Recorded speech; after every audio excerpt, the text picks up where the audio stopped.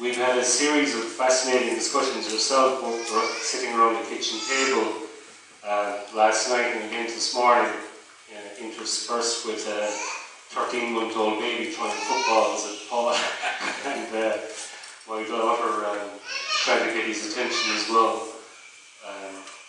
And what we're going to do to start with is we're going to just have an informal discussion. I'm going to ask Paul about how he got involved in environmental science in particular, and environmental toxicology, and ended up being so personally involved in the whole water fluoridation debate, not just in the United States, but internationally. So, Paul, first can I ask, where are you from? I grew up in England, the south coast, Brighton. I went to school, Van Grammar School, we don't have those now, and then on to Cambridge University. And I left the States in, my greatest claim to fame, the one I have no modesty about, is that I was at college with John Cleese. I played soccer with John Cleese. He was a very enthusiastic but hopeless centre forward. I was at the other end of the field in goal. But in 1966 I went to the United States to take a PhD in biochemistry. I've been teaching chemistry at high school for 3 years. I went to do a PhD in biochemistry. I was 1 year into that and I got overtaken by the Vietnam Peace movement. And, I must go. The story of my life is summed up in one sentence by John Lennon. In his song, A Beautiful Boy, he has this phrase, life is what happens when you're busy making other plans. So there was I, working for a biochemist who later went on to get the Nobel Prize, Dr. Robert Holly, nucleic acids. But a year into that, I get involved in the Vietnam Peace movement, and then from there, McCarthy for President campaign, and from there, Keep Biafra Alive campaign, and then from there I got married, and then Bangladesh, and then I had to settle down. I taught general studies at Paddington College. If you don't know what general studies is, you should read Tom Sharp, Waugh. He has a character called Wills, general studies. And then in '79 we went back to the United States, and after getting other than that, went back to my PhD program. I eventually got a PhD in '83. Started teaching at St. Lawrence University, that's way up in the north of New York, just 20 minutes from Canada. A year into that, and I get embroiled in a campaign against the building of an incinerator. That in turn got me involved with dioxin. I published with a colleague a series of papers on the build-up of dioxin in cow's milk near incinerators. I've done that now for 32 years, fighting incinerators and promoting, now it's positive, promoting zero waste. I'll talk about my book about that in a moment. And that's occupied me for, as I said, 32 years. It's taken me to 65 different countries. And then, again, life is what happens when you're busy making other plans. My wife comes along, she puts a cup of tea on my desk. I should have been suspicious. I said, she puts a bunch of papers down. I said, what's this? And she said, water fluoridation. I said, take that away, these people are crazy. You know, that's the prevailing attitude in fluoridating countries. They defend this practice by insulting their opponents and make us out to be Looney Tunes. We're doing that now for 50 or 60 years. So I started to read these papers, and I was absolutely shocked, and some of that shock will be transmitted to you later on in my presentation. But that's been a very frustrating campaign. Of all the campaigns I've been involved in my life, this has been the most difficult. More often than not, one feels one's fighting people in black hats, you know, Monsanto, DuPont, Dow, all the chemical companies and the other polluters, and so on. You're fighting the black hats, and it's easy to mobilize the public against black hats, but it's much more difficult to mobilise against white coats. These people that we're fighting are so respectable, and they are. They're probably very nice. Their only problem is they simply don't read the literature. And as far as government bureaucrats is concerned, protecting this policy of fluoridation is more important than protecting your health. And I find that shocking. I really find that shocking. And I wouldn't want to have said that 21 years ago, I really wouldn't. That our government bureaucracies in a handful of countries, mainly English-speaking, Australia, New Zealand, Ireland, Canada, the UK, the health departments are on the other side, and they're more important. It's more important for them to protect this policy than to protect the health of our children and everybody else. Enough of an introduction. What about you? This man is incredible. I mean, I've only probably the second most bright person I've ever met in my life. I don't know how he has absorbed so much material, which I've been slaving away for 21 years. He's absorbed it in a few months. Now it's a couple of years. He's got about 100 papers waiting to go out.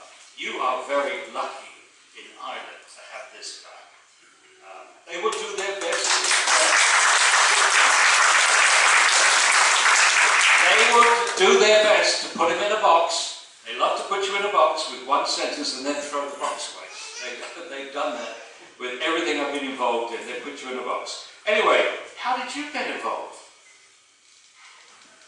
Well, I spent about 6 years in college and ended up doing a Bachelor's of Science degree in Environmental Science, which was largely centred around water management. It was one of the main subjects in it. But they never told us anything about water fluoridation. Nothing. Absolutely nothing. And I always just presumed that it was safe. I mean, we never really heard that much about it, to be honest.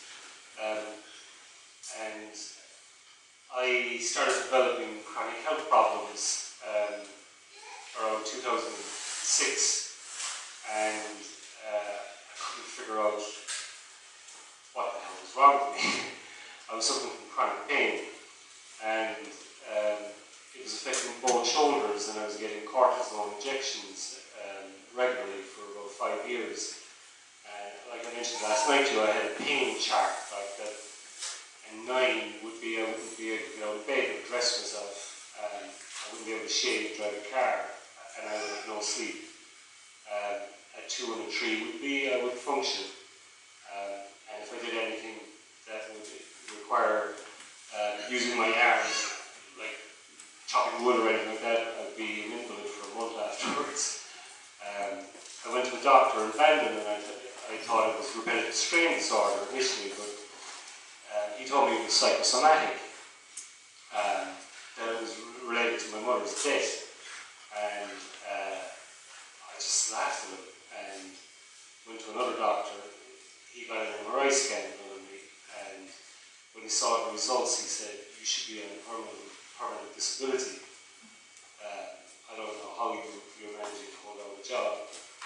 And I said, "I'm glad that someone's finally accepting how difficult it's been." And I had calcification built up in both my shoulders, in my ligaments, like toothpaste. And I had ruptured ligaments in both shoulders, and I had abnormal bone growth occurring in both shoulders that was impinging on my muscles, permanent inflammation that was just killing me. I'd be dead now if I hadn't figured out what it was. But I didn't know what caused it still. So he arranged a consultation with a consultant surgeon in Cork, who was in his 40s and regarded as one of the top surgeons in the country. And he asked me, did I suffer from constant shoulder dislocation? Did I play rugby? Was I getting my shoulder dislocated? Both of them regularly. And I said, no. And he said, the only thing we can do for you is surgery. And we were just expecting our first child. And I couldn't agree to the surgery because I wouldn't be able to hold the baby. It would be one shoulder and then the other shoulder.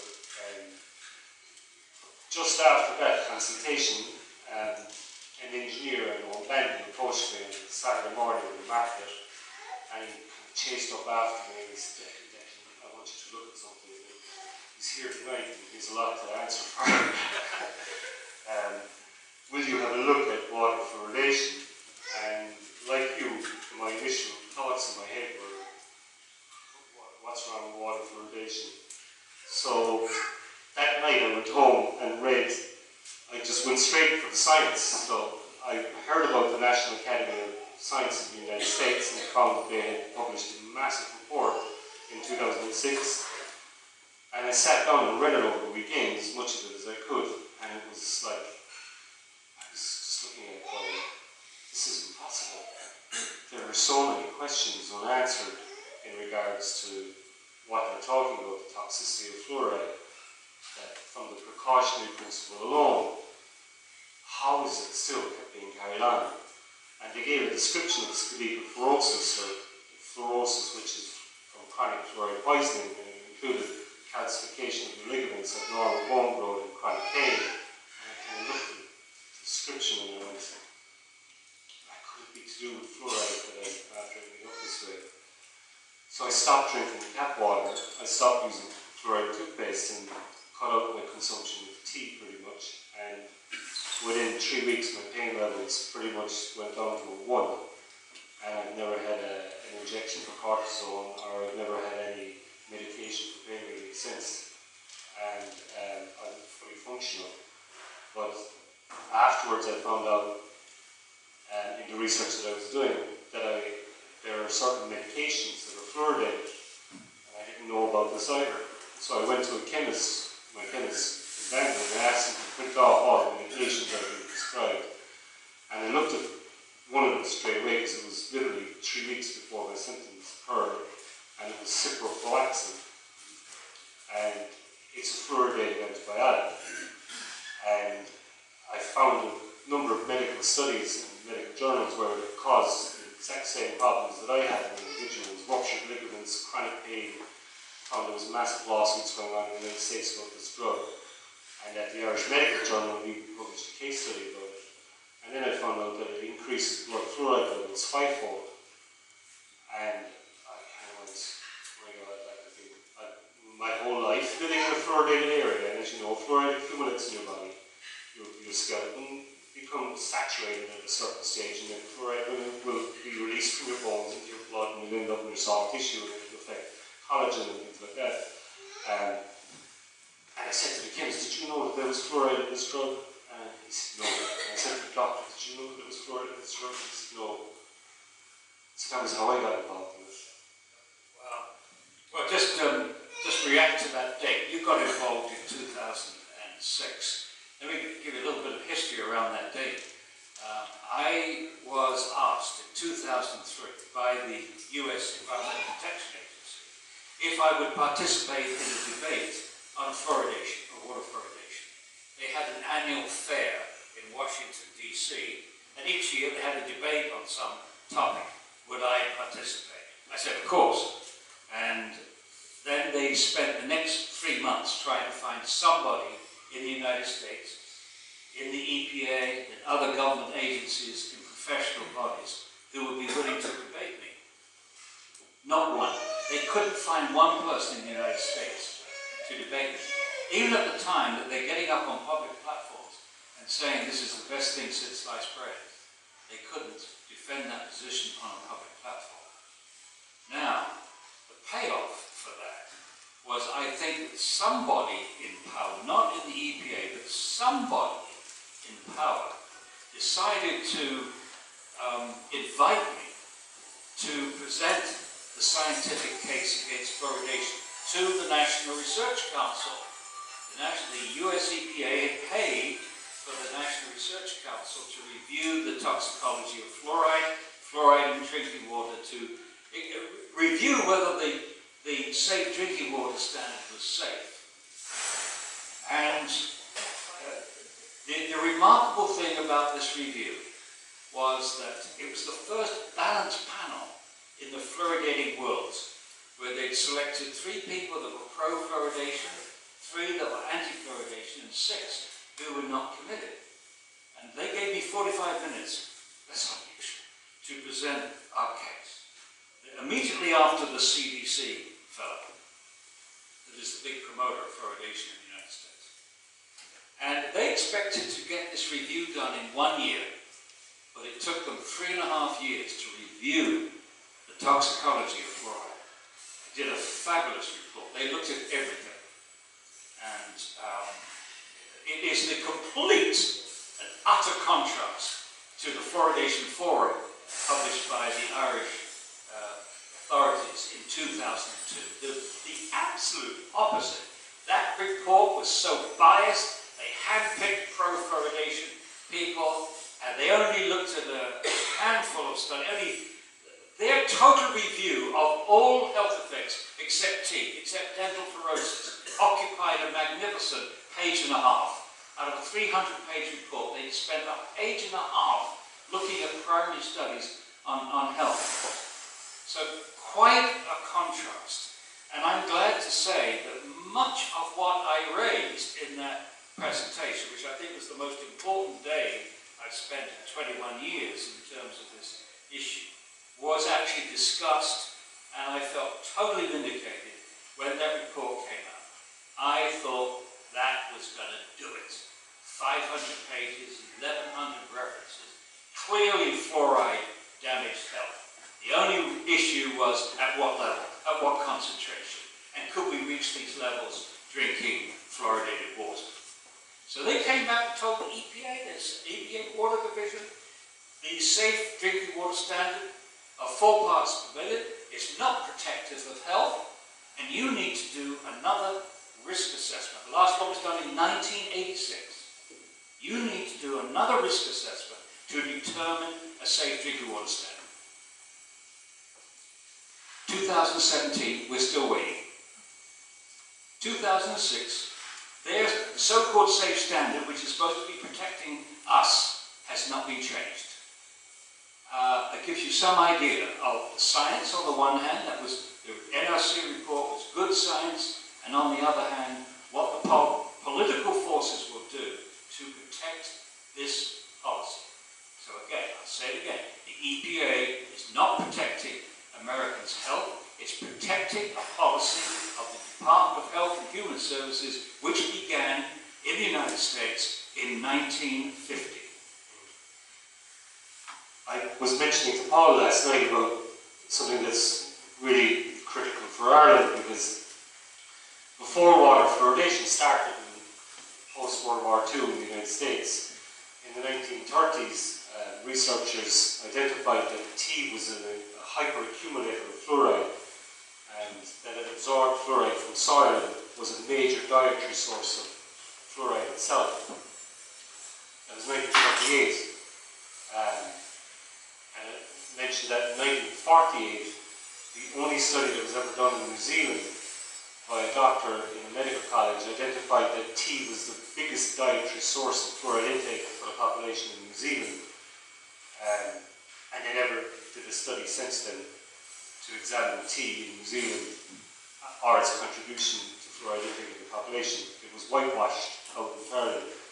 The forum for fluoridation that Paul talked about, they never mentioned tea at all. In fact, the first study that was ever published in Ireland that measured fluoride content in tea was a study that I co-authored last year. And I had asked the Food Safety Authority to undertake the work, and I sent them 40 studies from around the world from food safety authorities and said, here are all these food safety authorities and medical experts talking about fluoride content in tea and how high it is, and warning that in countries that have water fluoridation, the population are being chronically exposed to fluoride. And I said, well, we're the highest consumers of tea in the world. We're like, we drink nearly 15 times more tea than they do in the United States per capita, per person. And will you do a study on it? And they said, oh, we'll get around to that at some stage. And I said, wait. 3 years later, I was still waiting for them to do it. So I funded the study myself, tested 53 brands of black tea that are sold in Ireland, and not a single one of them complied with EU food law. They all contained astonishingly high levels of fluoride, far above that which is permitted in either bottled water or tap water. And the risk assessment that was done in Ireland on fluoride intake prior to that, there was only one that was ever done, said that the average intake of fluoride by an adult in Ireland was 1.5 milligrams per day. And I had written to the Minister for Health about this at the time, about 4 years ago, and said, these figures are completely false. And Southern Star had published a big piece about it. And I said, that's the equivalent of a cup of tea. So like, you're not even talking about toothpaste, you're not even talking about drinking water or cooking food and drinking water. That figure is so far out of the ball realm of reality that it's a joke to even be referencing it. And you're a medical doctor, what are you going to do about it? And I got no reply. I think I could wallpaper a room with the amount of letters I've sent to every organisation in Ireland about it. So but then we got another minister, and that minister is now the Prime Minister of the Taoiseach of Ireland, and I wrote to him, and he said, I listened to you when you published a study in a peer-reviewed journal. So I published a study in a peer-reviewed journal, and I sent it in to him, and I got no reply. So what that study found was that the general adult population in Ireland are chronically exposed to fluoride from tea, and it's made worse by making your tea with fluoridated tap water. And the danger was that studies in Ireland had found in 2012 that between 10 and 12% of babies at 6 months of age in the lower socioeconomic sectors of society in Ireland were giving tea in bottles to babies at 6 months of age. And the fluoride level in the tea would be at least 4 times higher than what the international studies have shown causes a reduction in IQ. And I was going, oh my God, there's not even a warning on a tea packet to tell mothers not to drink it in pregnancy or not to drink it, not to give it to an infant. There is on bottled water in Europe, if it's above a certain level, they have a warning saying, do not give to children. And the fluoride content in tea is way higher than what's in that. And they're selling bottled teas now in supermarkets and everything. And there's no measurements of the, it's just like, if it wasn't so sad, so shocking, it would be laughable, it would be like Monty Python-ish in terms of the lack of understanding they had in terms of exposure of the population. And so I focused the last 2 years on tea, and it was largely because it's the Achilles heel in Ireland. I was going, they introduced fluoridation in Ireland because American experts came over here and said, we're deficient in fluoride because we don't have it in our drinking water. But they never considered tea as a source. And it's established here since, and they refuse to back down. And it's the same in New Zealand. So just this month I published another study with colleagues, including a colleague that Paul knows, who was a member of the National Academy of Science in America, who examined fluoride, Professor Harry Weinbank, and another professor tested tea in New Zealand either. So we published a very, very large study in another environmental health journal, public health journal, which is coming out this month. And again, we got no funding for it. It should have been done by the state, it should have been done by the food safety authorities, and it wasn't. And what we're finding is the same. We looked at the major disease burdens there in terms of chronic pain and everything else, and say Ireland is much worse. Like chronic pain in Ireland costs the Irish state over 5 billion a year. 5 billion a year. Our hospitals are bursting at the seams with people with diseases that are all in some way linked to chronic fluoride intoxication that gets worse as they age, and it affects their immunity, it affects their respiratory function, it affects their cardio function, it affects the brain, which we'll be talking about later. And they still won't look at possible linkages or associations that are there. So, I mean, Hardy was amazed, like at the study for New Zealand, he said, you have over 200 case studies of references of fluoride intoxications, like an encyclopedia. He said, researchers will find it really useful, but a lot of people won't want to see it published. Anyway, that gets onto what I was doing. But how did you get involved in establishing the Fluoride Action Network in the United States, and it ended up being the largest body internationally that will be opposed to water fluoridation in the world? Well, It really our strategy was really based upon what had worked with fighting incinerators in the United States. Between 1985 and 1995, with obviously citizens, with our help, were able to stop 300 incinerators from being built. And only one has been built since 1997. So how did we do that? And the answer was networking. Networking. Getting groups to realize that there were other groups like themselves doing the same thing, fighting in California, Wisconsin, all over the country. People were fighting. You have to share. You have to share what you've learned. You have to share what you learn about the companies, so the citizens know how to approach the companies that are trying to build a specific incinerator. My wife put out a newsletter called Waste Not. We put it out once a week. It came with 3 holes in it, and you clipped it into a folder so that this was ammunition. And that's what I learned from that is the role of experts. Affecting change is like driving a nail through a piece of wood. The expert can sharpen the nail, but he or she can't push the nail through the piece of wood. You need the hammer of public opinion to drive that nail home. So the answer is, how do we go about dealing with fluoridation?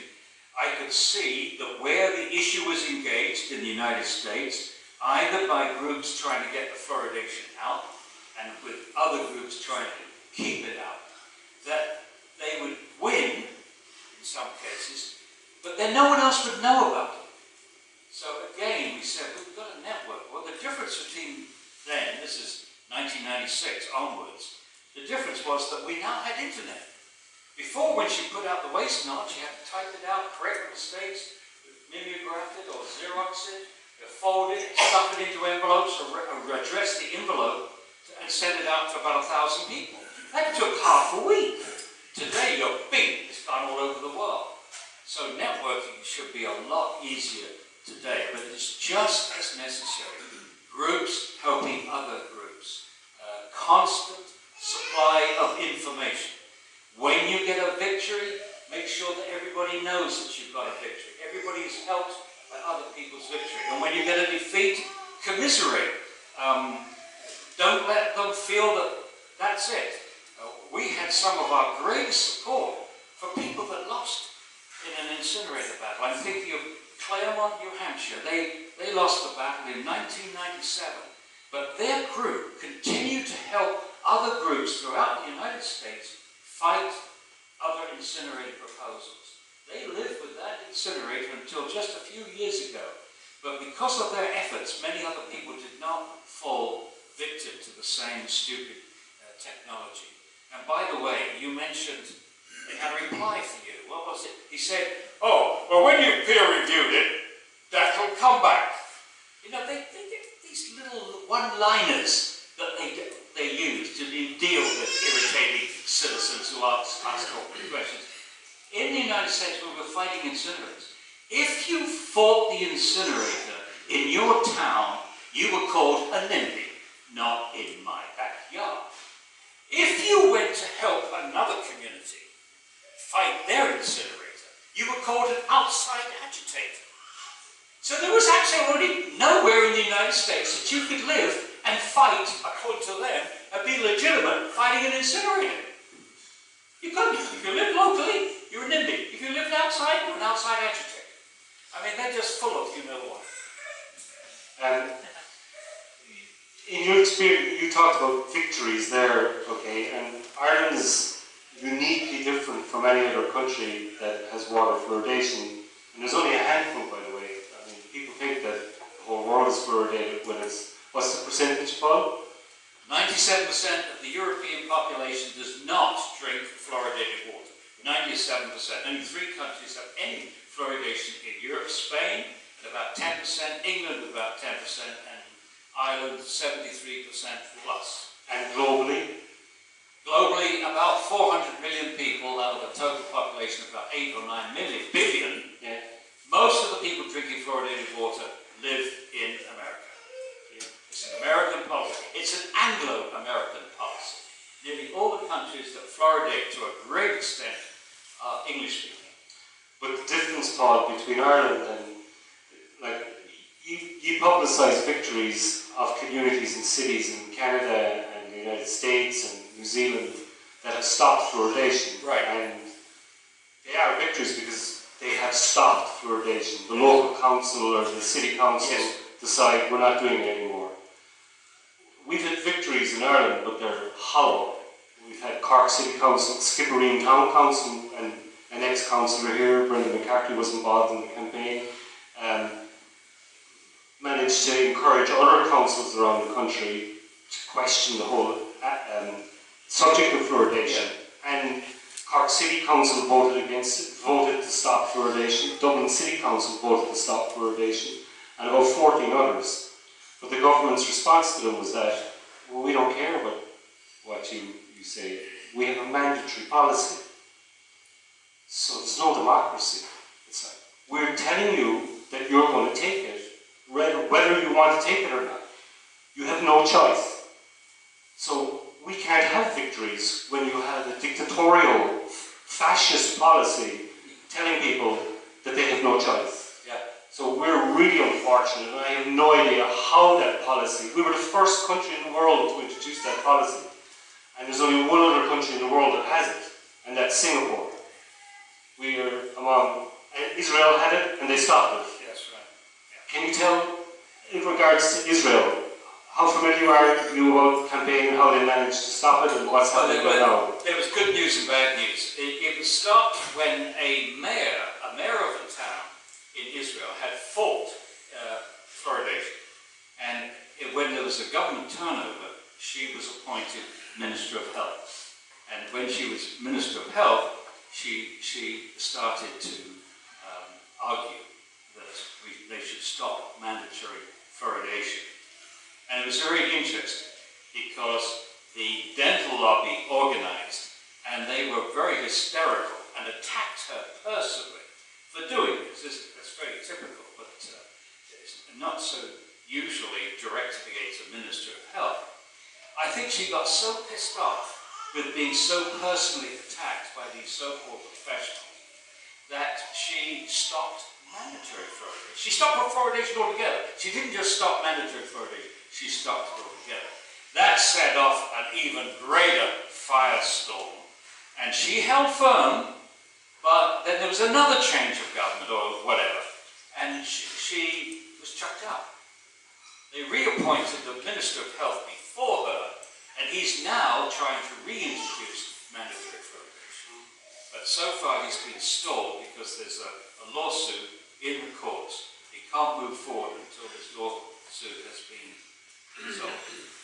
I was saying to Paul last night that campaigners in Israel had contacted me a few years ago, and I had a huge library of papers or research studies that I've been working on, and case studies done for individual countries, and Israel was one of them. So I sent 2 bits of information in abstract form to the minister at the time, and told the campaigners to also give it to her advisor, who was a professor of public health in one of the universities in Jerusalem. And I said to her, I'm not going to get into the politics of the Middle East or anything like that, but I basically said to them that water fluoridation is actually weakening the ability of Israel to defend itself long term, because if you look at the asthma rates between the Israeli Jews and the Israeli Arabs, they're about 3-4 times higher among the Israeli Jews than the Arabs, because the Israelis weren't interested in giving fluoridated water to the Arabs. So in the 1980s they noticed a dramatic increase in asthma among recruits in the army, and they couldn't figure out what was causing it. And I mentioned to Paul about cancer differences in cancer rates between Israel and all its surrounding neighbours are staggeringly higher in Israel, and those same rates are applied to Ireland and Northern Ireland in terms of the differences that you'd see. So they're very 2 parallel kind of studies, and it was just interesting in the context of Israel. But they still have stopped, and it's still being fought. But in regards to New Zealand, and you've been there recently, can you tell us about what the government are trying to do there? Oh my goodness, this is sad. This is sad. The opponents of fluoridation in New Zealand, well informed, good communications, excellent professionally produced leaflets and so on. They've been very successful in getting a number of communities in New Zealand to stop fluoridation. So much so that the New Zealand Ministry of Health is trying to pass through Parliament a bill which would transfer the decision-making for fluoridation from the local community, i.e. democracy, to the district health boards on the basis that the citizens are so emotional. You need scientists to determine this. But of course it's a complete farce because the district health boards are essentially controlled by the Ministry of Health. So what is happening is mandatory fluoridation by stealth. And it's got people very upset. There are communities that have resisted fluoridation, like Christchurch, for over 50 years. And they've got the most beautiful water supply. It's so beautiful they don't even chlorinate it. And yet now they're confronted with this mandatory fluoridation. It's pretty sad. But you know, talking about the countries near Israel, a few weeks ago I was in Lebanon. And I was called into Lebanon by professionals who wanted to stop mandatory salt fluoridation. Mandatory salt fluoridation. And I was absolutely staggered. Normally when I go into countries, I'm helping grassroots, community activists and so on, with often very little clout, just the truth, but little clout. And I have a reception, there's the former Minister of Health, the various MPs, the Dean of the Notre Dame University, and a number of other people. And I gave my presentation, it was an hour long at the University of Notre Dame. And immediately, this is all worked out beforehand, they said, don't worry about the science. I said, we've read your book, we all agree with you, we want to start. But we've got to, they didn't use the word have a facade, but basically that's what it was. As soon as I finished, there's three people, the former Minister of Health, various MPs sat down and wrote out a bill or recommendation to the country to stop salt fluoridation. And the next day we saw the Minister of Health and actually had an audience with the President of Lebanon. I've never been treated that way before in my life. So fingers crossed that we will get 6 million people delivered from mandatory fluoridation, albeit through their salt. Yeah, they introduced mandatory salt fluoridation in South America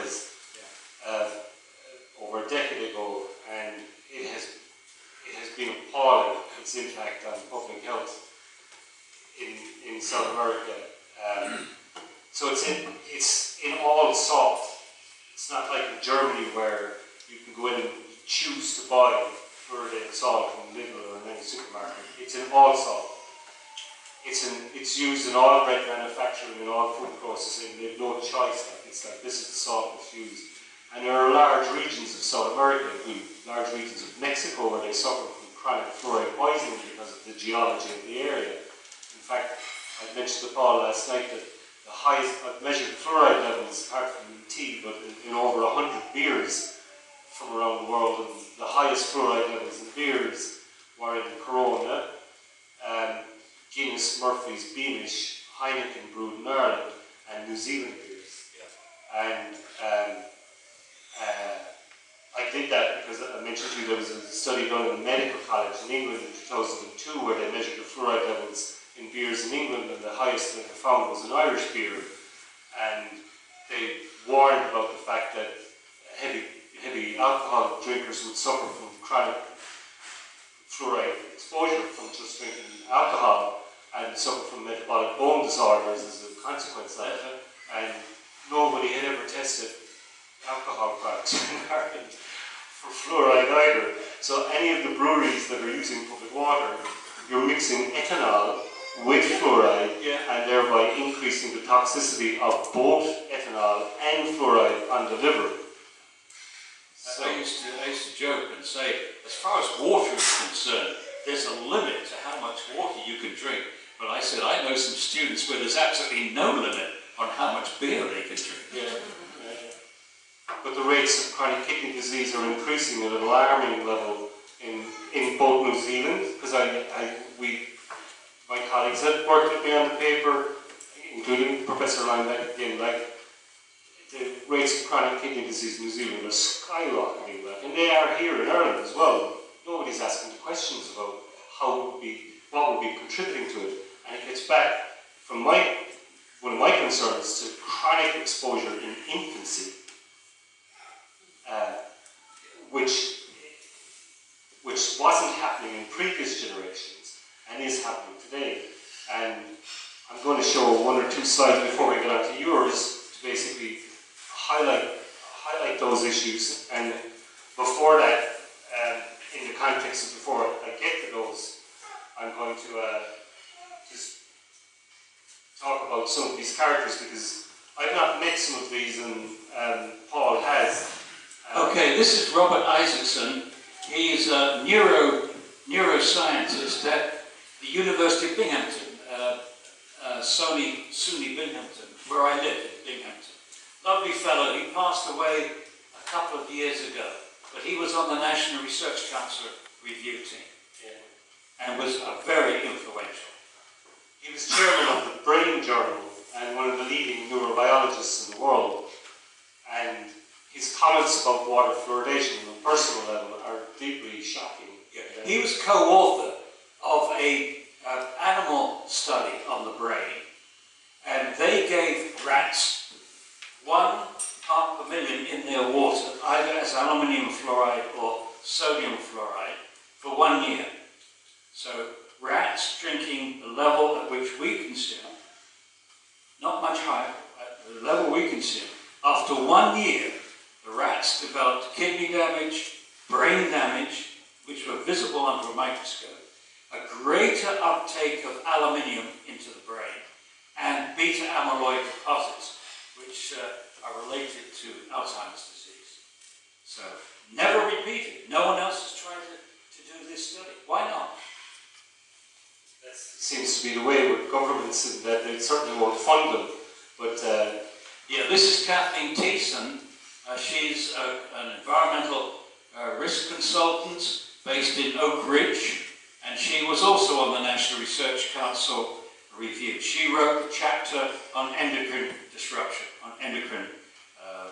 talking about the thyroid and the pineal gland and so on. She's a very, very bright person indeed. After her period serving on the scientific committee, how did it impact her? Would she have been pro or anti-water fluoridation? Yeah, she was anti-fluoridation for before she got on. Yeah. Isaacson less so. He was less public about his position. And this is Hardy Lineback. Now, Hardy Lineback was the leading dental researcher in Canada. The leading. He was often a spokesman for the Canadian Dental Association on fluoride. And then he started to read, he has not only a DDS, Doctor of Dental Surgery, but also a PhD in biochemistry. Highly qualified. And he has promoted fluoridation for a long time, then he started to read the literature more carefully. He was absolutely shocked when he found out that the fluoride that was added to water in fluoridation was not pharmaceutical grade, but an industrial waste product from the phosphate fertilizer industry. That really shocked him. And he started to read the literature more carefully, and he's now come out against fluoridation. We have an excellent interview with Hardy, which we made shortly after he changed his position. And you can find that on our webpage, FanTV, on the fluorideaction.net. I remember him telling me, because I'm in regular communication with him, about the day that he apologized to his faculty and students for promoting fluoride as a dentist, in teaching dentists. He's had quite an experience. Oh, this is Phyllis Mullinex. Now, she's a very interesting person. Again, had no position on water fluoridation. But she developed a technique for determining if animals were hyperactive or hyperactive, overactive or underactive. She would put the two animals side by side in a cage. Good. One was dosed with the particular chemical she was investigating, and the other wasn't. Other one wasn't. They had video cameras above the cages and at the side of the cages, filming everything, every movement that the animals made.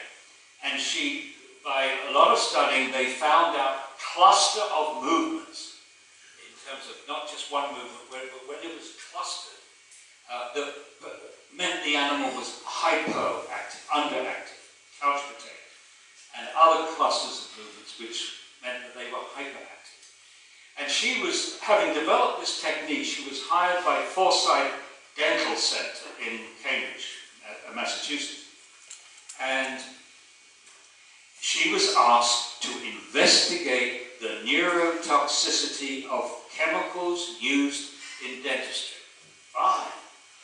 She went in, and one of the first chemicals she looked at was fluoride, not expecting to find anything. And what she found was that the animals that were exposed to fluoride before they were born, when they were still in the womb, were hyperactive. And the animals that were dosed after they were born were hypoactive. And here's the sad part of this story. When her paper was accepted for publication, she was fired. She was fired by Forsyth Dental Center and told that her work was no longer relevant for dentistry. We lost a $2 million grant from one of the toothpaste manufacturers. She hasn't had a job in academia since then. That was 1995.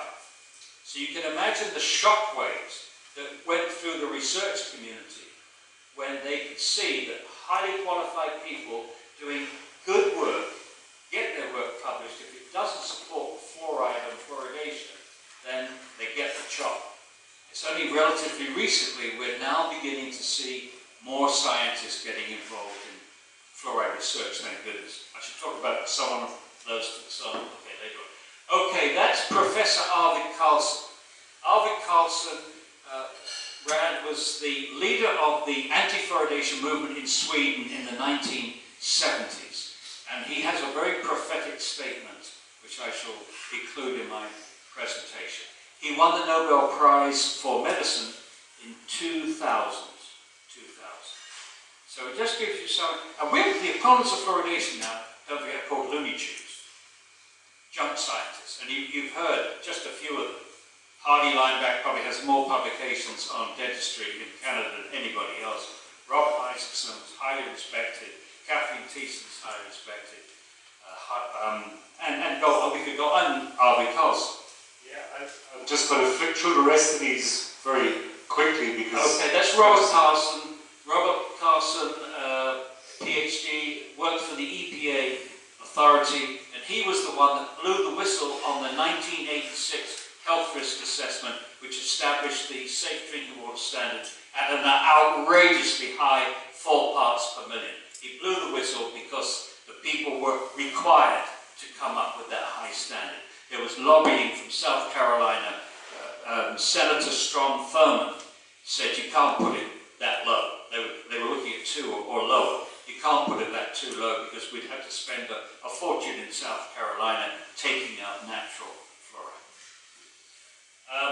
That is Dr. Sushila in India. She's been working at fluorosis. She's the big champion that dental fluorosis and skeletal fluorosis are only 2/3 of the story.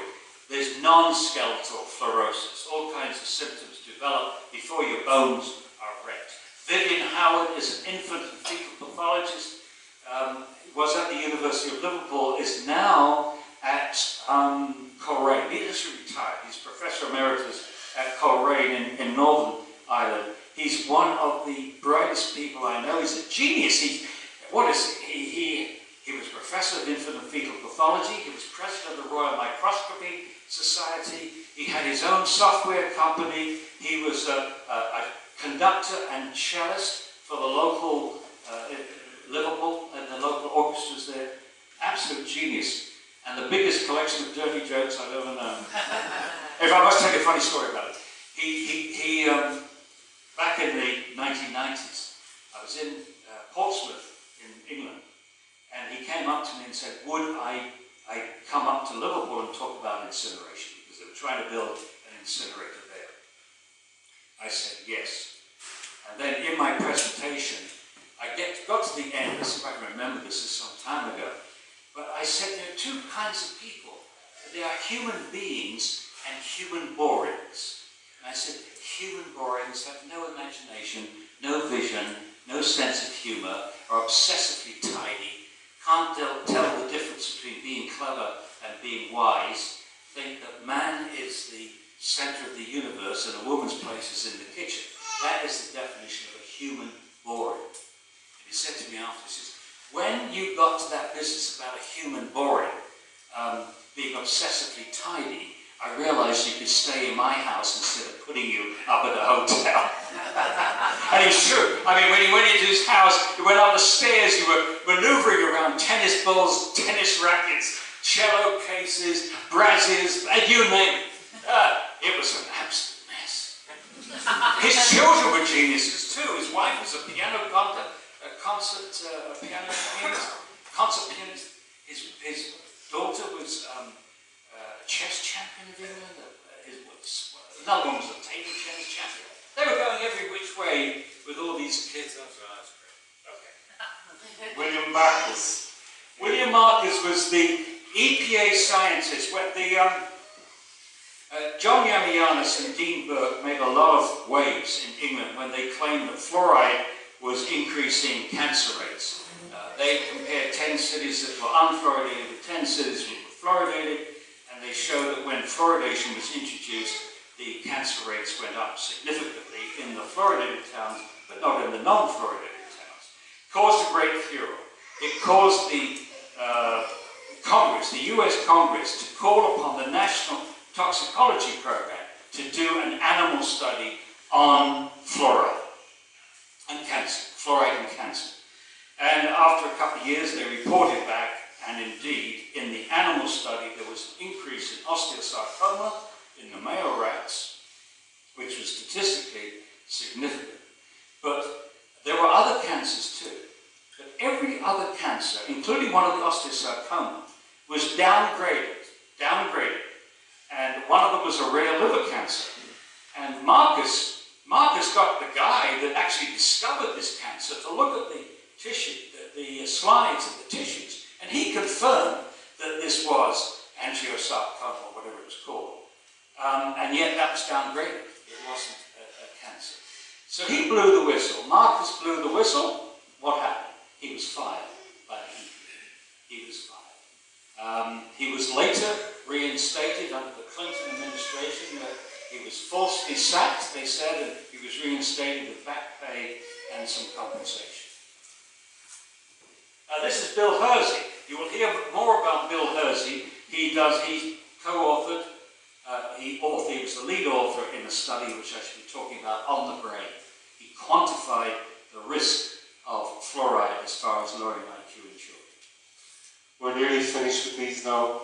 Just a few more. Oh, this is dear Albert Burkstaller, who passed away 4 or 5 years ago now. Albert was a saint. We actually, at the Fan, made an award, while he's still alive. We called it the Albert Burkstaller Scientific Integrity Award. I mean, the key issue here is scientific integrity. So every so often we give an award to scientists who have done exceptional work, but with integrity on this fluoridation issue. He was the co-author of the book, The Fluoridation Dilemma, which he wrote with George Woolbot. George Woolbot was probably one of the first scientists in the United States to argue. He was a world-famous allergist, and he argued about people being sensitive to fluoride. And Burkstaller was the co-author, and I was delighted that Albert wrote the introduction to our book, The Case Against Fluoride. I thought that was a nice continuity there from Woolbot to Burkstaller to myself and the other authors of this book. I found it quite poignant that I only found out 2 nights ago that Professor Isaacson had passed away. I had known about Albert because both of them had independently written to me after I produced my first report in 2012, congratulating me on the report that I had done and supporting the integrity of it. So I really didn't know of them before that, but they took their time to read it and get back to me. But myself, of course. I know that is troublemaker. These are just the last week. Dr. Hans Mullenberg. Hans Mullenberg, I actually got to meet him too. He's been to Ireland on behalf of the Don Macaulay, I think, brought him over. Don Macaulay was a dentist who organised Irish dentists against fluoridation. He was central to stopping fluoridation in the Netherlands with a group of other medical doctors. It's a wonderful book he wrote on that, Fluoridation, the Freedom Fight, I think it was called. Fantastic book. We talked last night about Dr. Anna, how do you pronounce this? Anna Stranecker, the University of Prague. Yeah. Well, she's at a university in Prague. Lovely, lovely person. And she's done a lot of work on G proteins. Fluoride interferes with G proteins. G proteins are proteins in the membrane which carry signals from external messengers to the inside of the cell. If you're a water-soluble messenger, you can't cross the membrane. So the message is delivered via the G protein. It has an on position and an off position. And aluminium, fluoride with a trace amount of aluminium will switch on that messaging system without a hormone, without the growth factor, whatever the messenger should be. Fluoride, in the presence of a little bit of aluminum, can start triggering that message, so giving false messages, in other words. So she's one of the world's leading authorities on autistic spectrum disorders, and the Czech Republic, like Ireland, was fluoridated, but when the Soviets were, I suppose, kicked out of the Czech Republic, the first thing they did was they stopped fluoridating the water supply. And the same happened in East Germany. Yeah, when the two Germanys got together, then the East Germany had been fluoridated, they stopped. James Beck. James Beck is co-author of this book. He's both an MD and a PhD in physics. Remarkable guy, and he used this book that he co-authored to get fluoride out of Calgary in Canada. That was 1.2 million people he helped liberate from fluoride. Dan Murfield, he's a Harvard Medical School professor, but he came out a few years ago and made a public statement against water fluoridation. I'm not sure if you know of him, but Pierre Morton. Yes, he's from Quebec. And Stephen Peckham. Stephen Peckham is both a scientist and an activist. He was the key person to keep fluoridation out of Southampton in the UK. It was a long battle. It was a very effective campaign. And Stephen has since published a paper indicating higher hypothyroidism rates in fluoridated communities compared to non-fluoridated communities. These are the last 3, George Waugh. George Waugh, what I mentioned, Albert Schatz. Albert Schatz should have got the Nobel Prize for the discovery of streptomycin, but his professor claimed all the credit. But he was a well-known opponent of fluoridation. Dean Burke was with the National Cancer Institute in the United States for very many years, and then he, as I mentioned, joined with John Yamianis and attempted to show that there were higher cancer rates in fluoridated communities. And George Walden. Oh, George Waugh. Yes, I mentioned him already. For me, there should be a statue to honour George Walden in terms of what he did for exposing the whole fluoridation dilemma in the United States. Just another footnote to that. His daughter lives in Israel, and she was the one that invited me to Israel to help them fight fluoridation there. I'm just going to show a few brief slides before we get on to Paul's, and it's.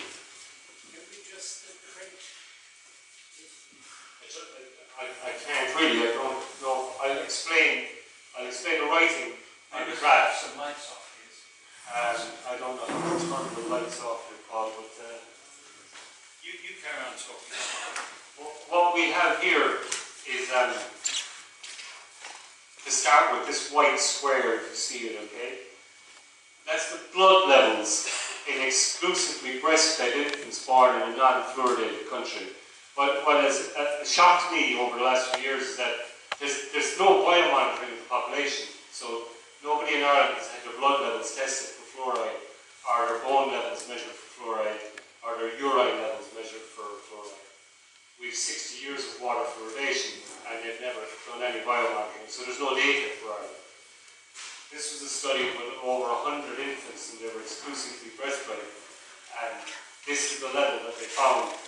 It's actually 0.22 was the average concentration, micromoles, that was found in the blood of the breastfed. In the USA, babies born at birth, the fluoride level in fetal blood is 0.5. They did one study in the United States where they measured the fluoride concentration, or they gave infants under 12 months of age infant foods such as powdered infant formula made with deionized water. It means that there's nothing in it. There's no fluoride, there's nothing in it. And they measured the fluoride level in the bloods of babies who were breastfed and babies who were given powdered infant formula. And for some strange reason, they gave all the mothers deionized water to make the infant formula. They didn't use tap water. Why they did that is very obvious to me. But the babies who were given the powdered infant formula, this was their blood levels. And I came across the only study in international literature anywhere in the world, and it was by accident. They were measuring the levels of fluoride in the blood of babies born with chronic kidney disorders. And they were looking at medications and how they could help them. And they needed controls, and it was in Kansas City. So they took the samples of blood from other babies of a similar age group without any controls on the mothers in terms of what they were giving them. They were feeding them infant formula as it was made using tap water. And the average fluoride level in their blood was 4.2 compared to an exclusively breastfed baby at 0.22. But the maximum range was up to 8 micromoles in babies, okay? Now the reason I'm showing this, and I was talking to Paul about it earlier, is because this next square here is the blood level, the fluoride level in blood of an adult male worker who is working in an aluminium processing plant. And Paul, what do you know about aluminium processing plants? It's heavy, very heavy on, it's very heavy on fluoride because there's two sources. They smelt aluminum by dissolving aluminium oxide in cryolite, which has a form of Na3AlF6. So there's a lot of fluoride in cryolite, but they also lower the melting point of the cryolite by adding calcium fluoride. So aluminum smelters put out a huge amount of fluoride, and if you're working in the pot lines, you're going to be exposed to a lot of fluoride. So from an occupational exposure point of view, it is regarded as one of the most significant occupational industrial exposures to fluoride that an individual can be exposed to. And they have standards for monitoring the blood fluoride levels in the workers to make sure that they don't suffer from fluoride poisoning. And one of the most common diseases that has been found and proven in numerous studies associated with blood fluoride levels and fluoride exposure in the industry is asthma and respiratory disorders. And we have the highest rates of asthma in Europe, and they increased fivefold between 1980 and the mid-1990s in this country. They also increased the same in the United States, in New Zealand and Australia. So the highest rates of asthma in the world are in Ireland, Australia, New Zealand and the United States. And we wonder why. After working, with this time period, why is that? I'll tell tell you why in a second.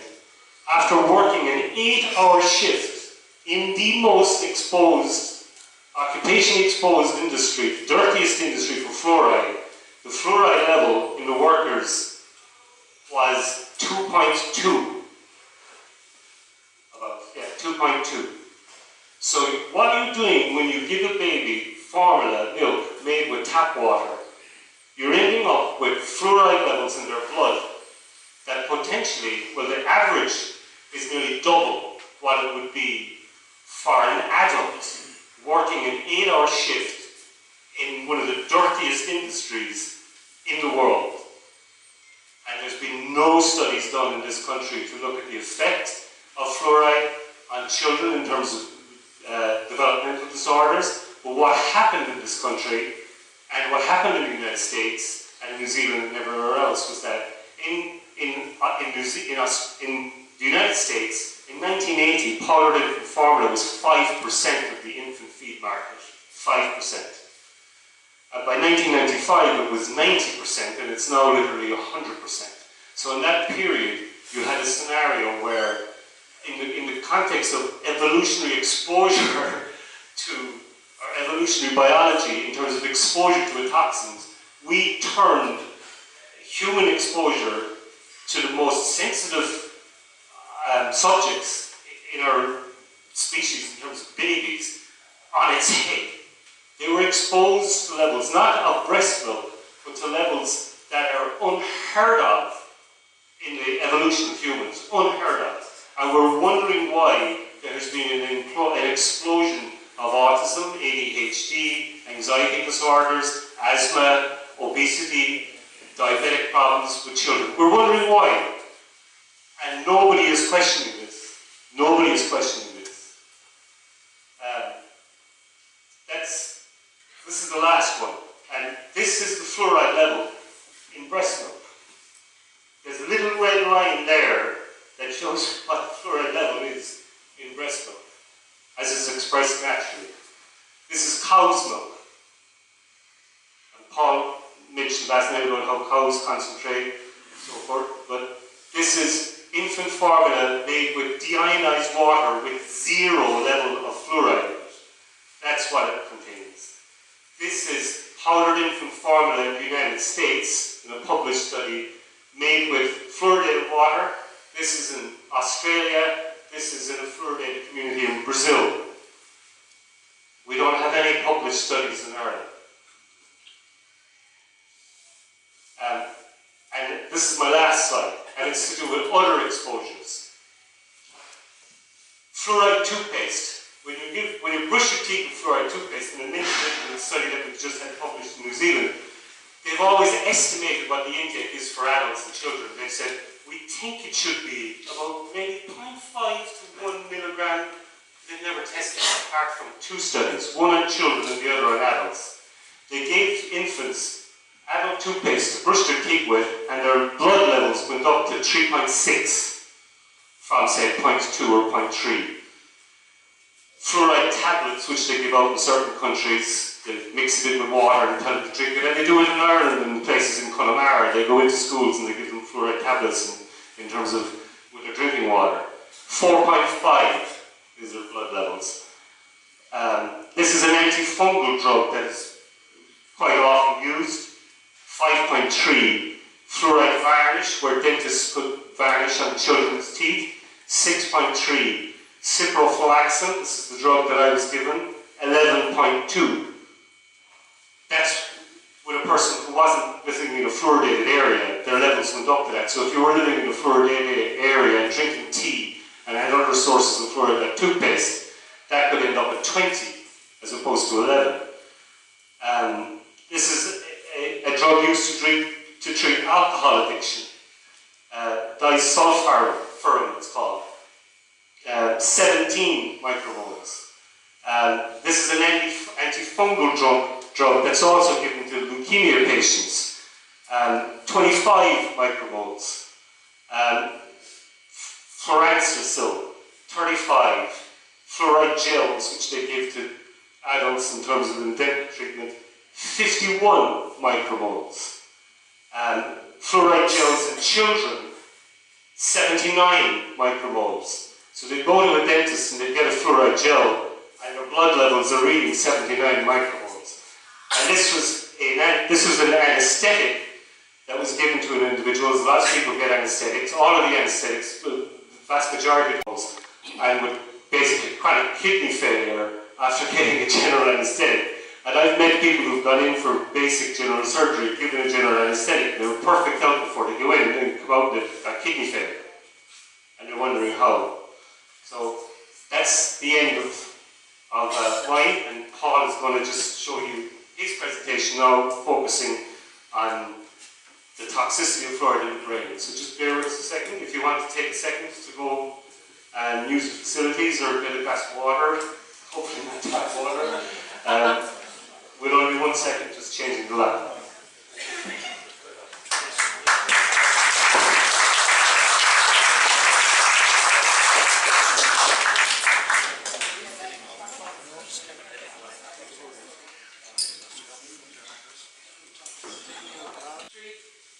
I specialise in environmental chemistry and toxicology. I spent 32 years working in waste management. It's taken me to 65 different countries. All my work is pro bono, and the work culminated in the publication of this book, The Zero Waste Solution. To give it the full title, a foreword written by Jeremy Irons, who hosted this movie, Trashed. I'm in this movie, and this is something that happened on, the full title of the book is The Zero Waste Solution, Untrashing the Planet One Community at a Time. I'll be talking about that tomorrow in Code. Okay. Now, on April the 9th, I was able to give a copy of this book to the Pope. And I waited along this railing for the Pope to arrive. And I got to get out a couple of sentences quickly and give him the book. And somebody obliged to take a photograph. Very nice. But the only thing I could think of was, thank you for what you're doing for the circular economy, and by the way, you're doing great things in Italy on zero waste. What I should have said, what I've said many times elsewhere, is that God recycles, the devil burns. Okay, so continuing this, again you've heard this, in 1996 my wife persuaded me to look at the water fluoridation issue. I didn't want to. I was appalled by what I read, and one of the most powerful things I read was how low, which Declan's been talking about, how low the level was in mother's milk. And I just felt then, and I feel now, that nature doesn't screw up very often. It's more likely that the dentists have screwed up than nature and evolution has screwed up. The baby doesn't need fluoride. In October 2003, I testified before the National Research Council. I've already talked about that. And this report was one of the most important reports that have come out on fluoride in many times, maybe ever, most important ever. The scientific material presented in our book is really trying to put into a language that most people can understand many of the key issues in that review. Here's the cover, and I'm indebted to these two men, James Beck, MD, PhD, and Spenny Midland, DPhil from biology. So retired professor of chemistry, physics, and biology. Everything is made transparent, all our arguments, and every argument is backed up with 80 pages of scientific references. We hope that this would raise the level of debate. This was published in 2010. In 7 years, none of the promoters have got together to produce a written response to this book. If it had been the other side, if they had written a book called The Case for Fluoride, we would have contacted our experts from around the world. Within a few weeks, we would have had a response, chapter by chapter. But I'll say this, it may sound arrogant, but it's true. We have the science, they have the power, and they misuse it. They don't have the science, that's why they won't debate me, and that's why they won't, even in the safety of their offices, print a response, a written response. So here's what I'm going to be talking about. Fluoridation is a poor medical practice.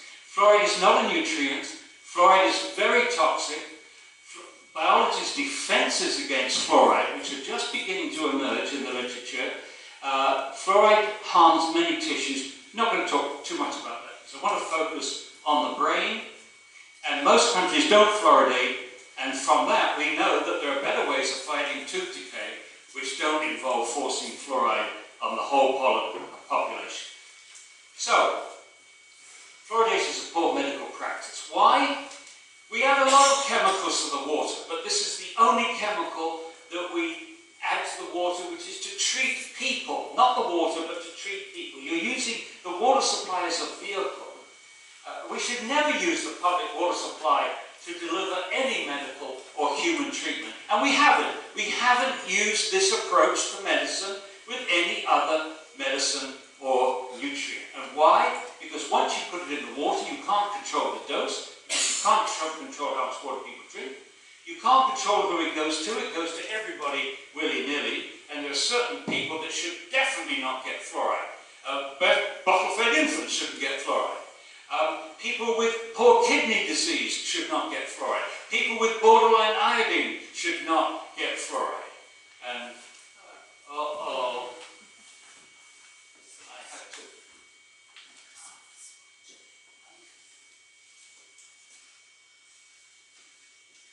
Yeah, you can't find it, can you?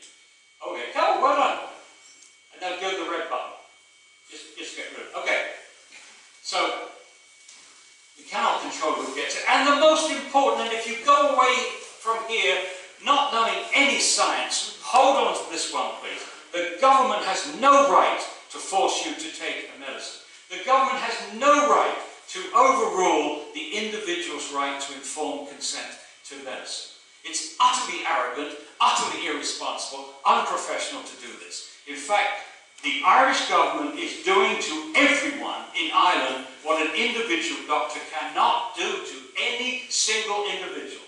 I couldn't go to you, anybody in this room, and say, drink this glass of water. It's got something in it which is good for your teeth or your toenails or whatever. Drink it. And you say, no, I don't want to drink it. I insist that you drink it.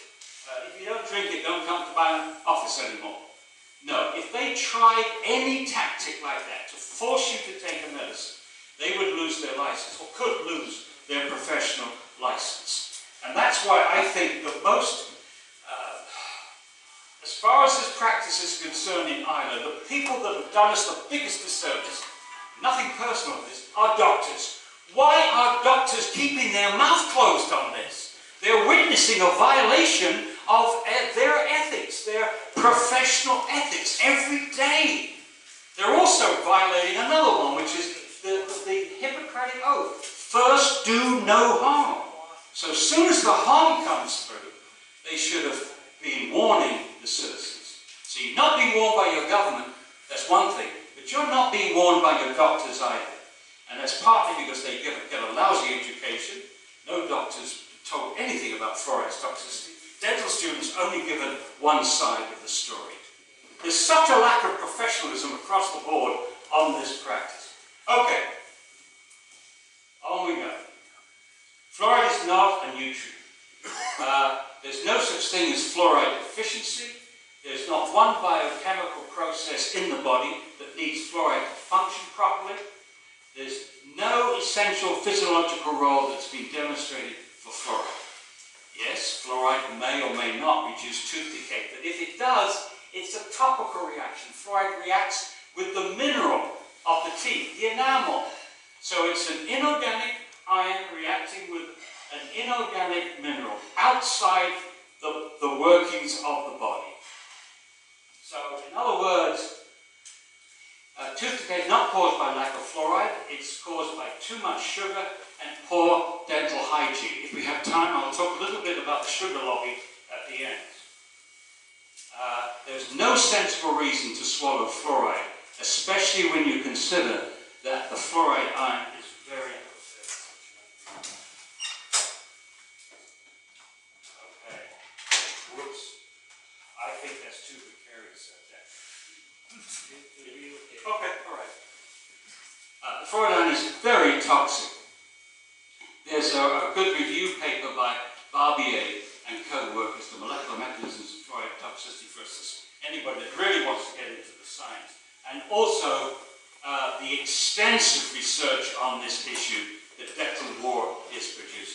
is a treasure for Ireland on this issue. There's a lot more you're going to hear from Declan as he digs into the literature, as nobody else I know has done.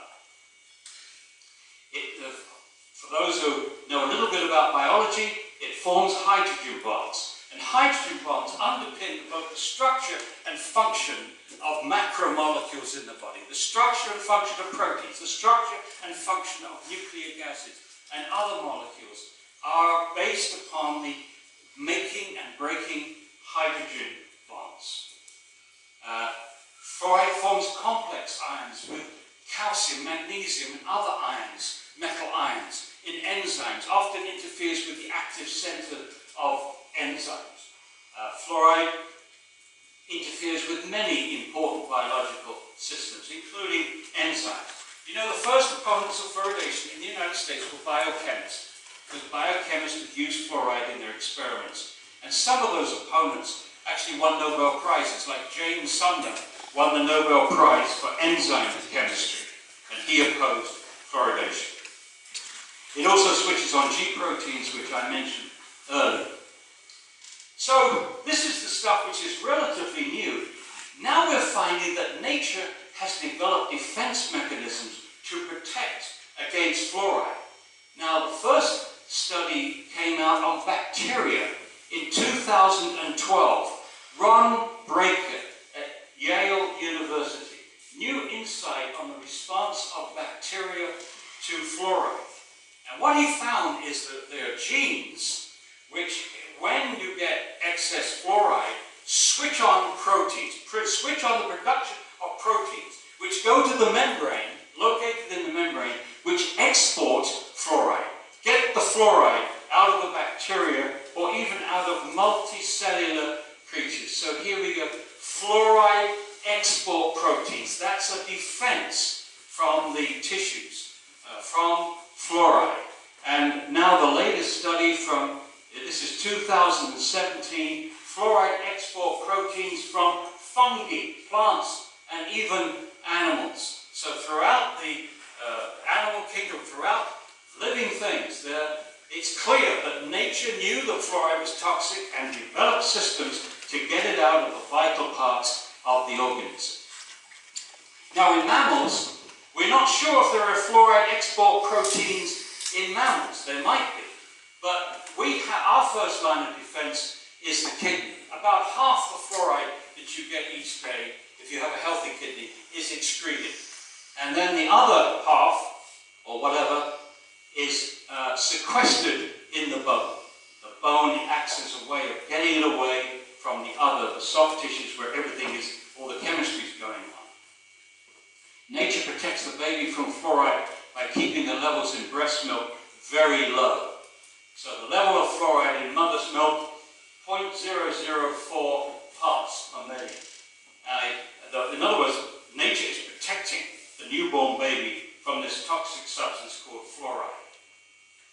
This we refer to R.B. Carlson. He said, one wonders what an increase in the exposure to fluoride such as occurs in bottle-fed infants may mean for the development of the brain and the other organs. In 1978, he said that. Way ahead. The first human experiments were published in China in 1991. So here, then, going to the other tissues, the tissues that fluoride is known to cause harm. This is all documented in that National Research Council report that I've mentioned already. So it causes tooth damage, dental fluorosis. We know that.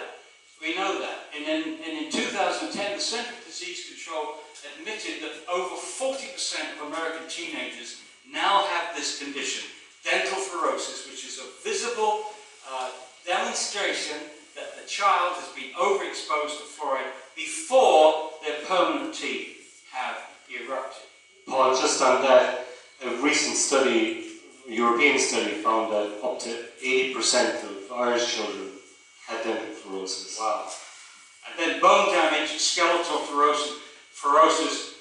This was an interesting study by Larson Herrera in Mexico, where the levels of fluoride in the water were 1.5 to 5.5 parts per million, so higher than we get in fluoridated communities. But they found a remarkable relationship. As the severity of dental fluorosis went up amongst those children, the frequency of bone fractures in the children went up. And you can see these changes from no dental fluorosis to very mild dental fluorosis to mild to moderate and so on. A linear increase in bone fractures as the severity of dental fluorosis increased. This study from China showed that elderly people, their hip fractures doubled at 1.5 parts per million and tripled at 4 parts per million.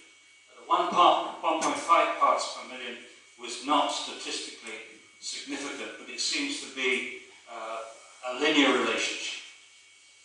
Lowered thyroid function. Stephen Peckham, who we mentioned, published a state paper last year, 2015, sorry, and it accumulates in the pineal gland, Luke 97, 2001. Brain damage, and I'm going to be talking a lot about that, so we'll go on. Osteosarcoma. A dentist at the Harvard School of Dentistry in 2006 published a study which showed that if young boys are exposed to fluoridated water in their 6th, 7th, and 8th years, there seems to be a window of vulnerability during middle, whatever it's called. It's a bone spurt. When the bones are developing fast, they're more vulnerable, it appears. And anyway, if they're exposed in their 6th, 7th, or 8th years, their risk of getting osteosarcoma by the age of 20 goes up 5 to 6-fold. That's huge. And that's never been refuted, that study. Never been refuted. Some people may be very sensitive to very low levels of fluoride. Spittle has written a whole book on that. What I want to say is this. When you have a toxic substance, you have a normal distribution of response. That means that most people will have an average response. But the two tails, and there's the bell-shaped curve, the two tails, those people out here are going to be very robust. They will resist high levels of fluoride. And those people down here will be vulnerable to very low levels. And this highlights, now listen carefully, this highlights the difference between public medicine and private medicine, individual medicine. When you're an individual, you go to see your doctor, you get individual treatment. And one of the things he may be able to do is to sense that you might be a very sensitive individual. You might be right down there on that curve. But you can't do that when you dose everybody in your population. You know it's inevitable that some people are going to get hurt. And that's what's wrong with putting a medicine in the drinking water. It goes to everybody, and whether or not you think it decreases tooth decay, some individuals are going to pay a price. And maybe that's what happened to Declan. He may be right at the end of that sensitivity curve, although he got probably high dose with that ciprofloxacin. Okay, I'm going to focus on fluoride and brain damage now. The evidence that fluoride damages the brain and lowers IQ. That NRC report says it is apparent that fluorides have the ability to interfere with the functions of the brain. Okay. Over 200 more brain studies have been published since that report was published. 200 more studies than they had. And they had 5 IQ studies. We now have 51.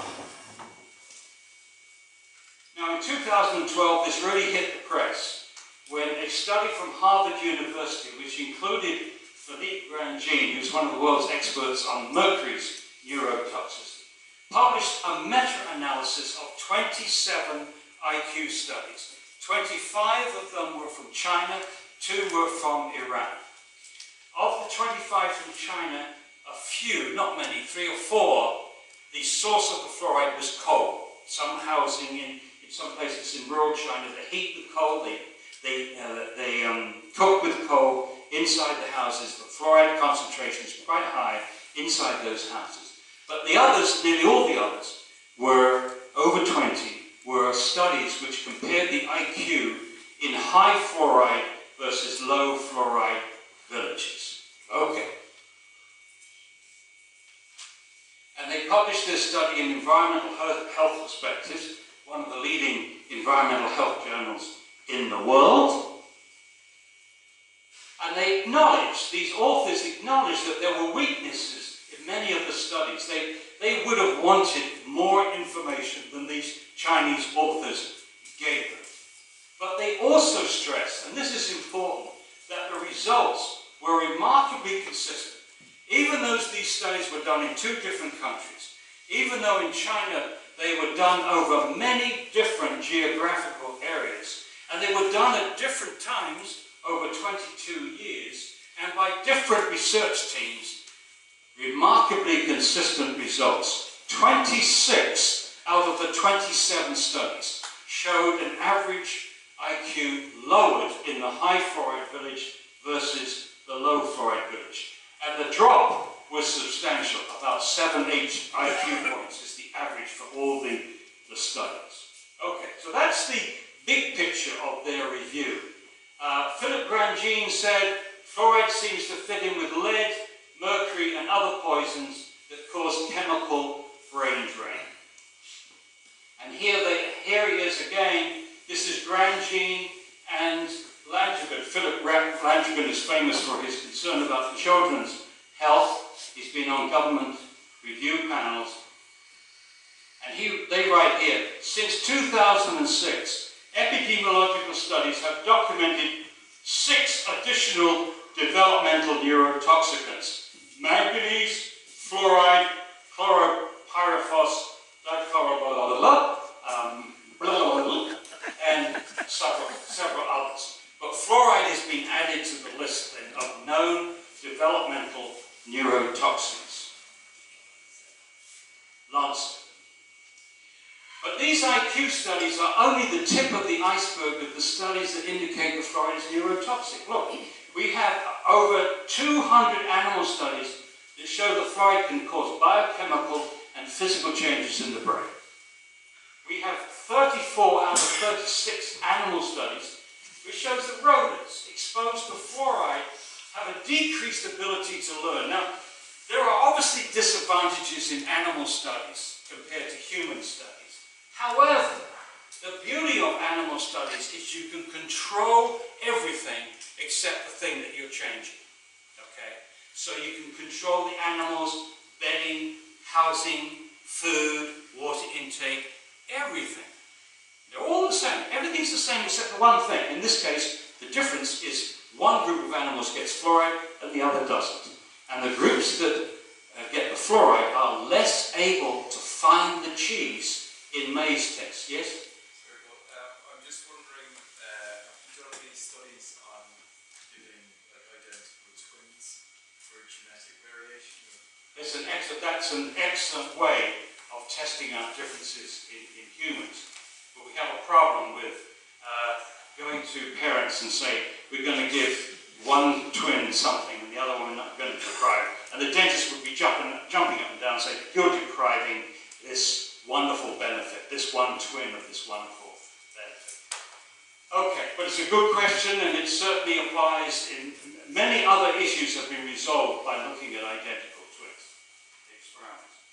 Okay, there are now 51 out of 58 human studies which link fluoride exposure to lowered IQ, and 12 studies which link fluoride with other brain function deficits, and 3 human studies which shows that fluoride impacts the fetal brain. So there's a lot of studies. This is the maze type thing. The cheese is over here. The animals which are dosed with fluoride are quicker to find the cheese than the ones who are dosed with fluoride. The ones not dosed with fluoride find the cheese. The ones that are find it more difficult to remember, to learn. Okay.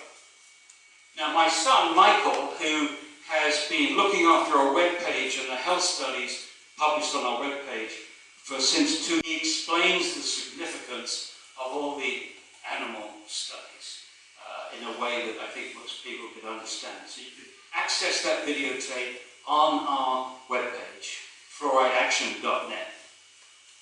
This is the most important IQ study, and you'll see why in a moment. Zhang compared the IQ of children in 2 villages. One village had an average fluoride level in their well water of 0.36. parts per million. That's lower than you get.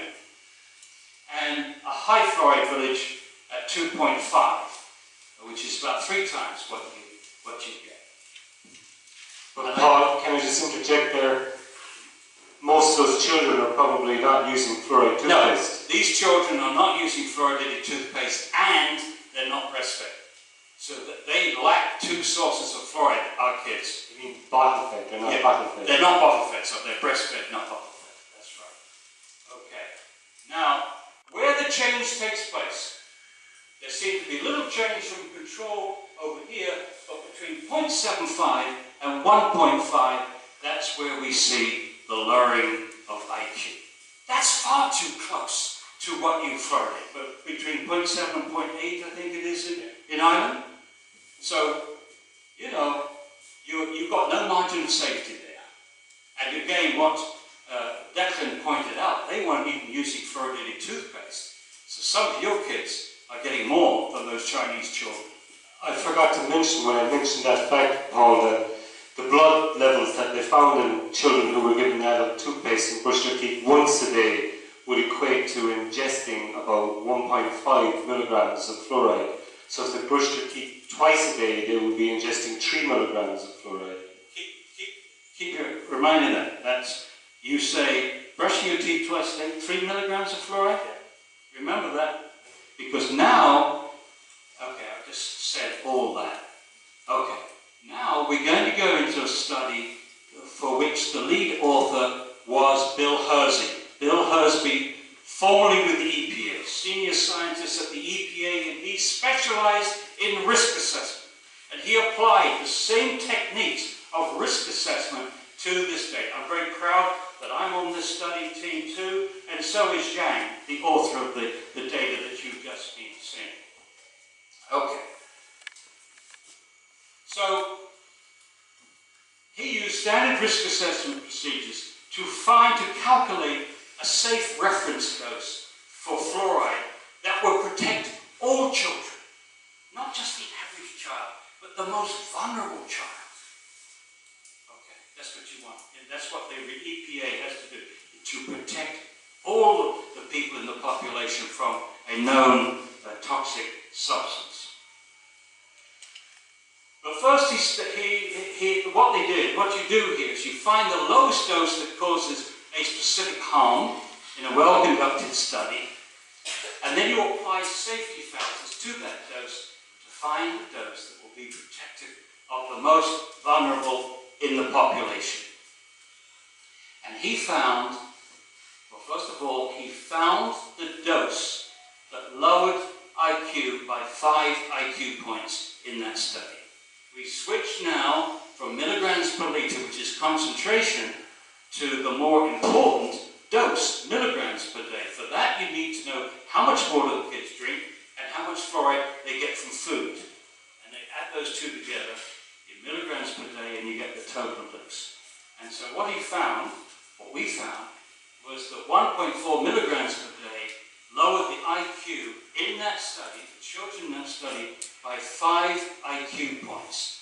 Here is, I'm not going to bother you with the techniques here, with the benchmark response, the benchmark dose, but the benchmark dose is there. That's the magic 1.4 milligrams there. That's what you do this plotting for in a standard way to get that number, 1.4 milligrams per day.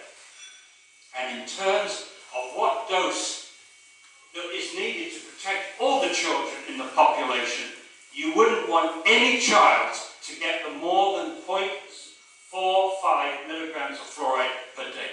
How much you get from washing your teeth twice a day, children? About 3 milligrams would be absorbed through the oral mucous membranes. That number makes fluoridation absolutely ridiculous.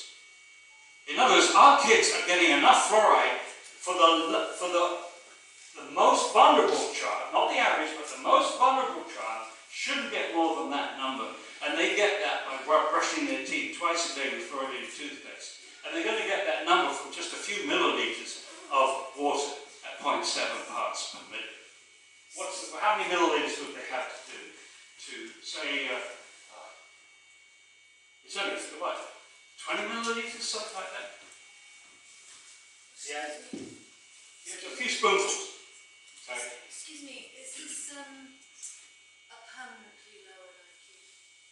Is it? Yeah, well, IQ is pretty, when you change IQ, it's pretty permanent in children. Well, no, because it's only the test, so... Yeah. These are, don't get me wrong. If you're an agency who's obliged to protect the whole population from anything, you have to be conservative.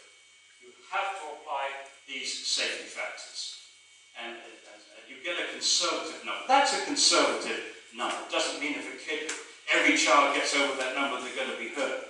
But you've got to remember that there's some kids out there that are already marginal. They're already 80-something, and they're going to be pushed downwards, and they're going to end up mentally handicapped. So this is serious. These numbers are serious. Now, I want to explain why a drop of 5 IQ points is so serious at the population level. IQ is normally distributed. This is the bell-shaped curve, and the average, most people are clustered around the average, which is 100. Sorry, it's cut off there. And what we're concerned about is these two tails. Very bright and geniuses are over an IQ of 130. That the area under the curve here, this green area as a fraction of the total, is the fraction of children in a population which is very bright or geniuses. And this area, the magenta area, is the fraction less than 70 who are mentally handicapped. Now, if you shift downwards the whole population by 5 IQ points, the average is going to go from 100 to 95. If you're a parent, you would not notice with 2 siblings, one at 100, one at 95, any differences. You wouldn't be able to determine it. Nor would a school teacher. Walking down the street, you wouldn't notice it. You'd have to do a study of the population to determine those differences between 100 and 95. But it's not the individual here, it's the population. Look at what we do to the population. We halve the number of geniuses in our society and double the number of mentally handicapped. That's what's happening to that curve. And this is just a mathematical function of normal distribution. That just follows from the fact that our traits, every human trait is normally distributed, it goes through there. So it's what we're doing to the tails. Now, if you're in government, and you know that there's a substance out there that could do this to your whole population, there are huge economic ramifications for this, and there are huge ramifications for this. And so you would do everything in your power to remove that, remove your population from exposure to that. Like lead. When they finally find that low levels of lead lowered IQ, what do? We took lead out of paint. We took lead out of petrol. We did so much to stop our kids from being exposed to lead, and only now are we beginning to see the vast majority of children are not getting overexposed to lead. Now compare that to this. Compare how difficult it is to get whole industries to take lead out of paint and lead out of petrol. There was a huge resistance to that from industry. But in this case, this is something that we are deliberately doing to ourselves. We are deliberately putting fluoride into the water with this as a possibility. And doing no studies whatsoever to check what's happening in Ireland. You've done practically no health studies in Ireland. You haven't done the most basic studies on this. And yet you're one of the few countries which force it on your population. It's utterly preposterous. It would make Monty Python totally embarrassed. Well, John, we've got this toxic waste of the phosphate fertilizer industry. What are we going to do with it, John? What are we going to do with it? They can't put it into a landfill because it's so expensive.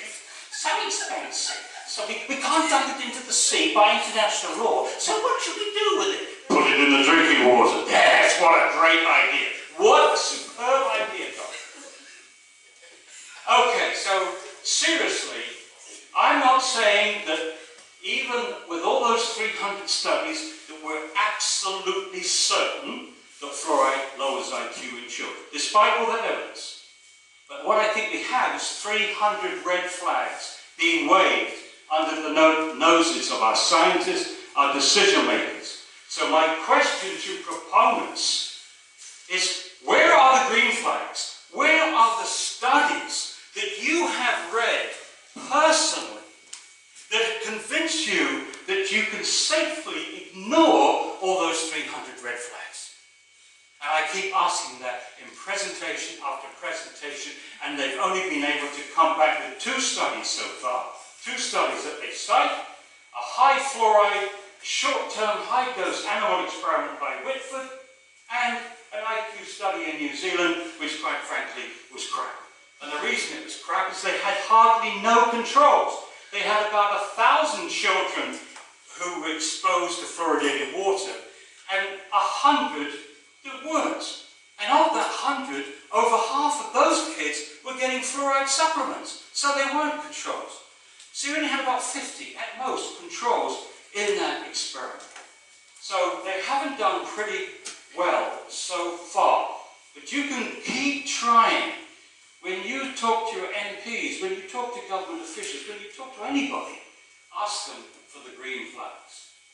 With the New Zealand study, Paul, did they measure blood or urinary fluoride levels? No, I don't think so. No, just whether or not they were exposed to fluoride.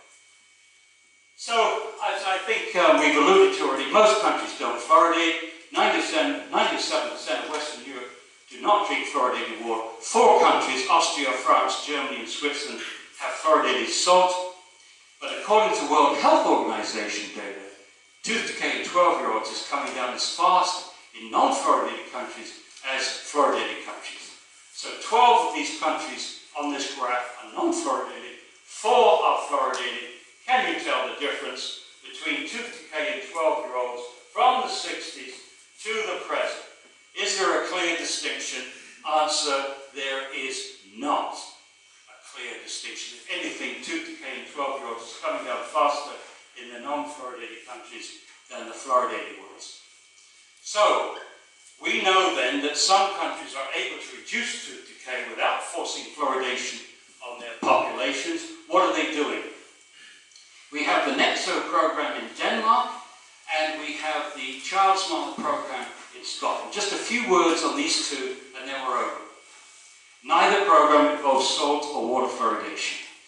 In NEXO, the NEXO program, which started in the 1980s, so they have a lot of data, 1980s to the present, almost the present. The light blue lines, this is for 5-year-old children. The light blue lines represent the tooth decay in NEXO, and the dark blue lines are the tooth decay in the rest of Denmark. You see how much better the NEXO community is doing than the rest of Denmark. And by the way, Denmark has the lowest tooth decay rates in the world. So the blue lines are some of the best in the world. The light blue lines are even better. When you look at 12-year-olds, 15-year-olds, look at this. Look here. I make that about the NEXO, the community of NEXO is doing about 6 times better than the rest of Denmark, which again has the best, lowest tooth decay rates in the world. So what are they doing? Is this a very complicated program? No, no. This is based on individualized, non-operative caries treatment. In other words, there are no dentists involved. These are sort of people that are trained to go door to door, house to house, and tackle tooth decay in children from 8 months to 18 years. Both parents and children are shown how to perform proper oral hygiene, plaque control, in home visits, and checked on each visit. If oral hygiene is not considered adequate on caries, and caries start developing, the next home visit is scheduled sooner. Education. The aim is to maintain sound teeth using the fewest resources possible. Topical fluoride is given only, this is fluoride toothpaste now. Topical fluoride is only given if oral hygiene is not sufficient and carry starter healthy. Systemic fluoride is never used. They never get their kids to swallow fluoride. They don't even use sealants because they believe that proper caries control, plaque control is more effective. If fillings or other dental work is needed, it is provided in a timely manner. This is the first time that the dentists get involved. So you're involving a lot of people, but they're not highly trained. They just are trained into this methodology. I think it would be possible to do it with volunteers as well. In Scotland, they have the Child Smile program. This is not based upon home visits, this is based upon school. The first class they go to in school, they are shown how to brush their teeth. They're also provided healthy snacks and drinks in school, none of those sugared hot drinks and so on. And the parents are involved in the whole program. The parents are learning as the children are learning. Better diet, better brushing. And they provide annual dental checkups and treatment required, including fluoride varnishes if necessary. So, we've got to the end. Here's a summary of everything I said. Fluoridation is unusual. Most countries don't fluoridate either their water or their salt. Unnatural. The level of fluoride in mother's milk is extremely low. It's unsafe. It harms teeth, bones, and has the potential to cause brain damage. It is unnecessary. The benefits of what they are, and they're very small if they occur, are largely topical, working on the outside of the tooth, not from systemic exposure, not from inside. The harmful effects of swallowing fluoride far outweigh any small and debatable dental benefits. At the very least, fluoridation of salt and water is a gross violation of the precautionary principle. If there's any doubt, leave it out, or in this case, take it out. In fluoridated countries, ingesting fluoride to food fight tooth decay has become an entrenched belief system. It's a religion, it's not a science, in which scientific evidence of harm is routinely denied or ignored, and nowhere more so than in Ireland. And I've got a phrase here: when policy is king, science becomes a slave. Advanced countries have established effective, evidence-based and healthy strategies to fight tooth decay, along with obesity and diabetes, reduce sugar consumption. Now here, when people say, oh, well, this program that Dr. Connett is talking about here is going to be too expensive, home visits like Denmark or teaching programs in schools, very expensive. Not really. Scotland halved the cost of their dental program for kids, low-income kids, with this program. So it's not expensive, but the payoff of helping kids to fight tooth decay, the payoff, and parents to fight tooth decay, the payoff is you also fight obesity and diabetes and all the other complications of too much sugar. Too much sugar. It's a good investment. We are spending billions on diabetes treatment in this country, in every industrialized country. Ingesting fluoride is harmful. First do no harm. That's the Hippocratic oath to doctors. We need education, not fluoridation. Water fluoridation is an obsolete practice. It's time to end it in Ireland and a few other countries where it is practiced. Resources: the NRC report is free online. You can get it. You can search it on the computer by word. Our book, 2 copies here. Our web page. Make sure you spell fluoride right. Many people spell it F-L-O-U. Think of flu. F-L-U-O. This is the largest health database on fluoride in the world. Click on researchers. You can get to that database. We've got a lot of videotapes. The one I particularly recommend is a 28-minute video called Professional Perspectives on Water Fluoridation. A lot of those professionals that Declan shared with us are on that videotape. You can get to the resources via this researchers button at the top, and you can get to all the videos via that button, Fan TV. other videos. My son has 10 facts on fluoride, and that's only 20 minutes. We have an interview with Chris Bryson, who wrote the book, The Fluoride Deception. John Cahoon, a wonderful hero of mine in New Zealand, Hardy Linebacker, Bill Osmond, Bill Hosey. Now the lobby. I want to share this with you. In 1949, in the issue of Sugar Molecule, the scientific researcher, director for the Sugar Research Foundation, which is 130 interests from cornflakes to candy to cookies, said, we need to find out how tooth decay may be controlled effectively without restriction of sugar intake. What's the significance of 1949?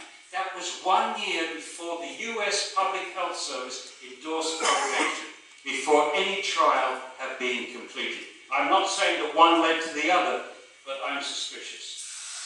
The Sugar Research Foundation put a lot of money into the work of Dr. Frederick Steyer, chair of the nutrition department at Harvard, from the 1940s through to the 1990s. Dr. Steyer was one of the most prominent spokespeople on behalf of both sugar interests and water fluoridation. And in the chapter 26 of our book, we go into the details. According to his obituary, during a nearly 6-decade career, Dr. Steyer attacked health food advocates as charlatans on national television and in his syndicated newspaper column, and led boisterous campaigns to fluoridate public drinking water. According to Wendy Varney, in 1970, in front of a Senate hearing, Steyer was listed as a witness for at least 6 major trade organizations and food processing companies. These included the National Biscuit Company, Kellogg Company, and the Sugar Association. He said, there is no convincing evidence that in the average American diet, decreasing the intake of sweets will lessen tooth decay, and describing ice cream, potato chips, cookies, and soft drinks as nutritious snacks, and recommended Coke as an after-school teenage snack. Cole reported at the start, Steyer called opponents of fluoridation compulsive critics, characterized as neurotics, driven by mystic, primitive, subconscious fears. And in this article in the Saturday Review from 1978, they had a whole article written about Fred Steyer.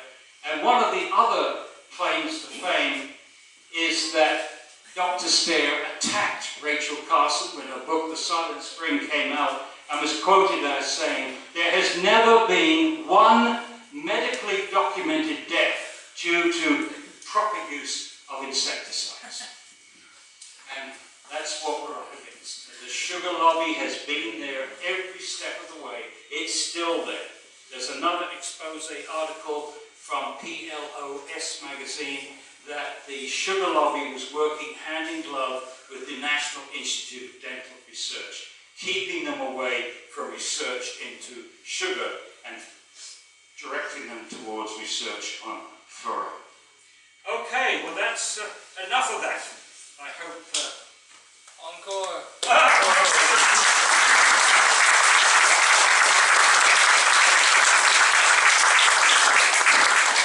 Thank you all for coming and for listening so intently. I'm so glad you're still here. Any questions? Yes? Did you mention that you This was political. what happened to the people in Bangladesh when they got their water supply? Is it true that millions of them died? I think what you're thinking of is that well-meaning charitable organizations provided money to dig deeper wells. And unfortunately, the deeper wells contain arsenic. So a lot of people in Bangladesh have been poisoned by arsenic. Not intended, but that's what happened. Yeah. Well, I mean, I came here to agree with you and cheer you on, but the begrudgers here who advocate the fluoride will pick holes here, and there's no double-blind placebo crossover controlled trials. Now, it's what they do, but there's a lot of correlations.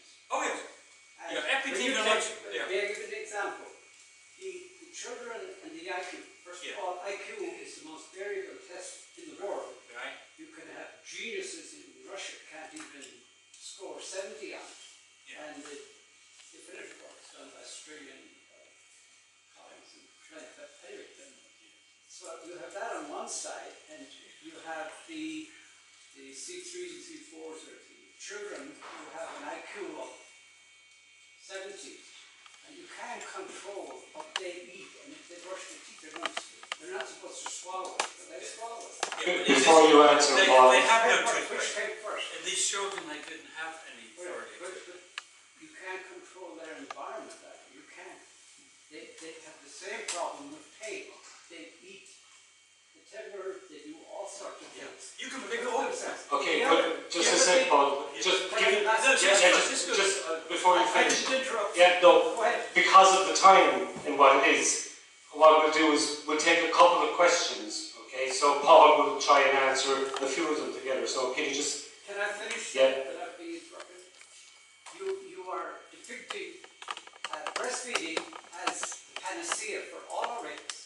Well, I could give you 200 plus reasons why a child should not be breastfed, and there are 200 and plus chemicals name in one. breastfeed. Name one. I've only given you one reason to breastfeed. Just one reason to breastfeed, and that will minimize exposure to fluoride during that child's very delicate development. That's the one reason I offer. And you may be able to offer other reasons why they shouldn't do it, but I'm telling you, if you want your kid to avoid fluoride, then breastfeed, not water. Yeah. Or, better still, get the fluoride out of Ireland's water. I just wanted to ask, thanks very much for the presentation, it was fantastic, very thank you.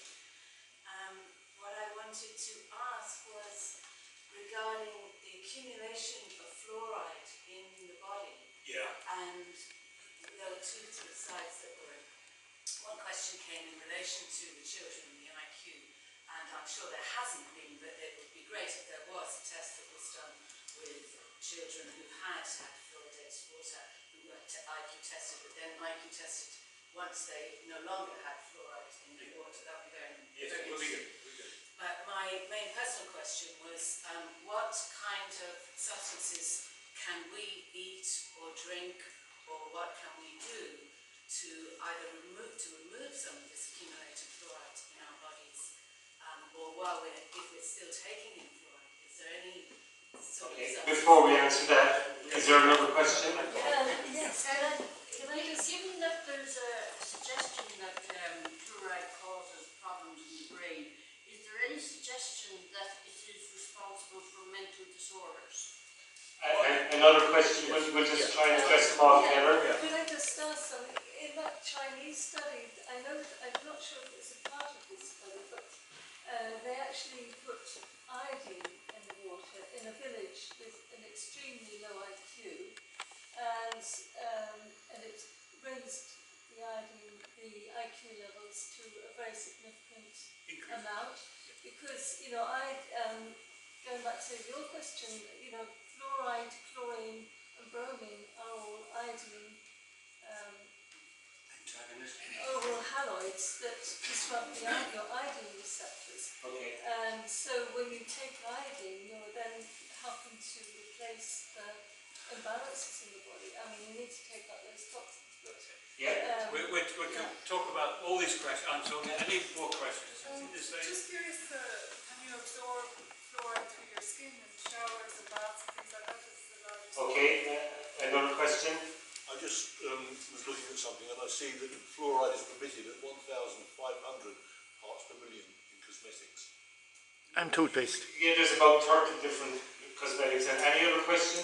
Question I'd like to know, like, say if you put the filter in water in the tap, I mean, Will the filters work? will it take out the fluoride? Okay, not all of them. So, any other question that we put in with that?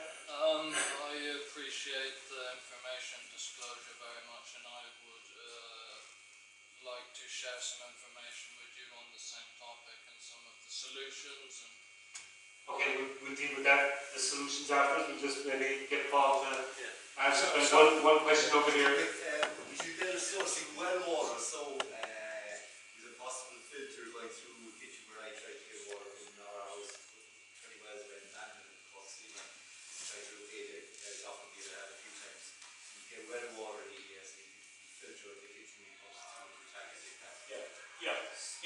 I'll do it as I remember, and then we'll come back to the ones I don't remember. Yeah, if you're going to use well water, you must have it tested beforehand to see what's there. All the other minerals in there. You may be lucky, you may be unlucky, so get it tested. This other thing over here. Yes, it's true that toothpaste is 1,500 parts per million, and water is only, let's keep the mathematics simple, 1 part per million. So isn't fluoridated toothpaste much more dangerous than water? No. Only if you ate a kilogram of toothpaste would you be getting it. We drink litres of water. So let's do it. Let's do the math. 1 part per million is 1 milligram per litre. If you drink 1 litre, you get 1 milligram. Drink 2 litres, you get 2 milligrams. 3 litres, 3 milligrams. Now with toothpaste, if you had a kilogram of toothpaste, you get 1,500 milligrams. But we're only getting a little dab of toothpaste, a pea-sized amount. A pea-sized amount of toothpaste is 1/4 of a milligram. Okay? 1/4 of a milligram. So unless you had gobfuls of toothpaste, you wouldn't get much fluoride from ingestion. But it's serious. As far as milligrams are concerned, yeah, it would mount up. As Declan said, brush it twice a day, you get up to 3 milligrams. That's when that child who gets 3 milligrams has probably used a large swirl of toothpaste, like ice cream, you know. They shouldn't advertise that. You're told just to put a pea-sized amount, and the fluoridation forums spent more time illustrating what a pea-sized amount of fluoridated toothpaste looked on a toothbrush than they did reviewing primary health studies. Unbelievable. So, okay. Next. Surely there have been deaths. No, just I've got to remember the questions that have been asked here. Oh, yes. Yes, you're absolutely right. Randomized controlled trials are the gold standard for epidemiology. They have never done a randomized controlled trial to demonstrate the effectiveness of water fluoridation. And it's difficult today to do a randomized controlled trial because it means that you are depriving children of what the dental community and the government authorities thinks is a benefit. So it's a little difficult, but it should be attempted. Randomized controlled trial. And as far as other sources of fluoride, our children in Ireland get more fluoride than most of those children in the Chinese study that I talked about, because they are not using fluoridated toothpaste and they are not bottle fed. One of the most significant things, and it's related to IQ, and it's related to Professor Isaacs, and it's related to other research that's been published, including the NRC. What shocked me about the NRC report, the National Academy's report, was a statement, a sentence that they had in it when they said, these are the most eminent scientists and medical physicians and toxicologists in the world, and the sentence said, it is biologically plausible that fluoride, the genotoxicity of fluoride, can contribute to Down syndrome. That's what it said, right?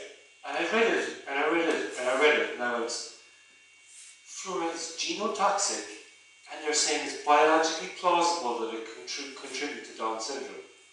And I'm going, what?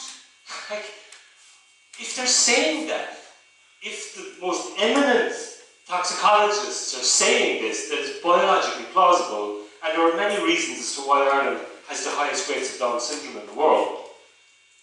And we can talk about abortion and all of those other issues as well. But we're the highest consumers of tea, and our water is fluoridated, and we have the highest rates of Down syndrome. And you're not doing any research. I mean, when they passed that law for mandatory fluoridation, I think it was in 63, then you had the court case that started in 64. I think there was a requirement there would be health studies of the communities that were fluoridated. They've never done any health studies. So that none of these studies that you're talking about, like the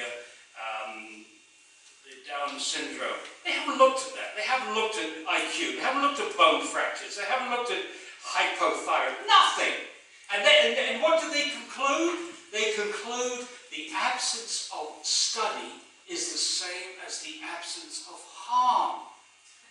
It's ridiculous. I'll give you a funny example where this was applied in Canada. I was at a meeting in Canada, Dryden, Ontario, and the chief dental officer of Canada went to that community and he said, I walked down your high street today and I didn't see anybody growing horns, and you've been fluoridated for 40 years. You better explain, Paul, that he's from Ireland. He's from Ireland, yeah. Sorry about that. But I remember this, I videotaped it, I remember it. But you know, that means in Canada, this is their research program. They go around looking at people's heads, seeing if they're growing horns. Bull horns, moose horns, deer horns.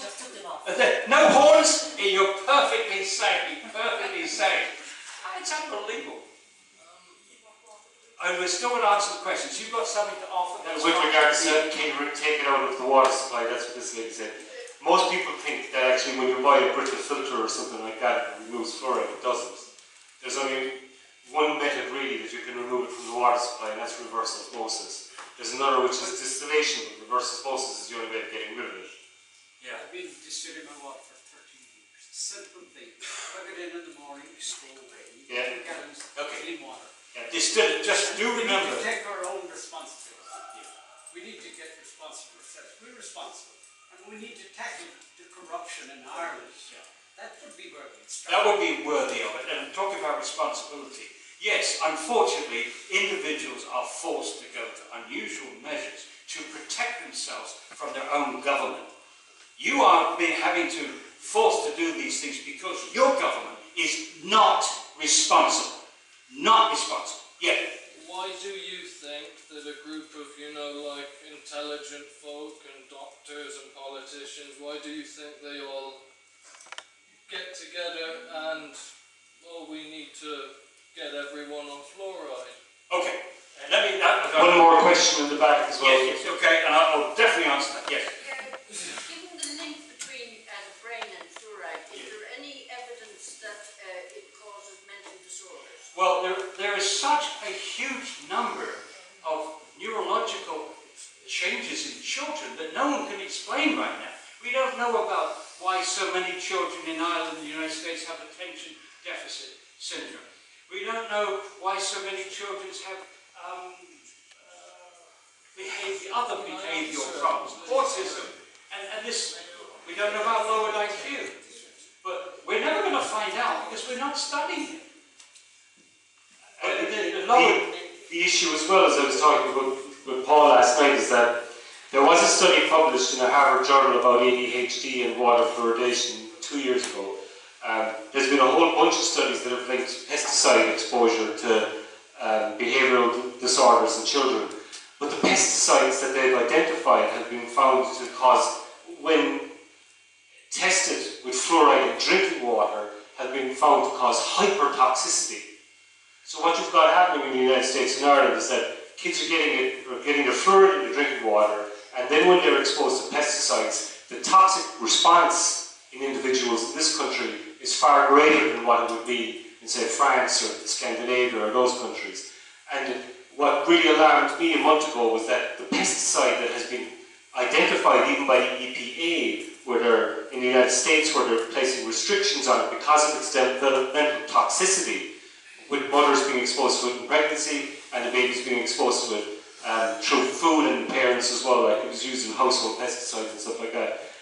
The highest exposure in the whole of the EU 27 member countries when they tested food products from every country was in the Republic of Ireland. And we're the only country in Europe then that also has fluoride in our water supply. And I looked at the 2 facts and I went, holy crikey. So that was just with pesticides and fluoride, so you've got co-toxicity occurring there. And there are other things in terms of medication. So when you take a medication in Ireland and you already have elevated levels of fluoride in your blood, how is it going to react with that medication? There's been a whole bunch of studies that have shown that even with, say, anodine, when you take anodine can cause liver damage. When anodine is given with fluoride in water, it increases liver toxicity. So what do we do in Ireland? We drink anodine with fluoridated water.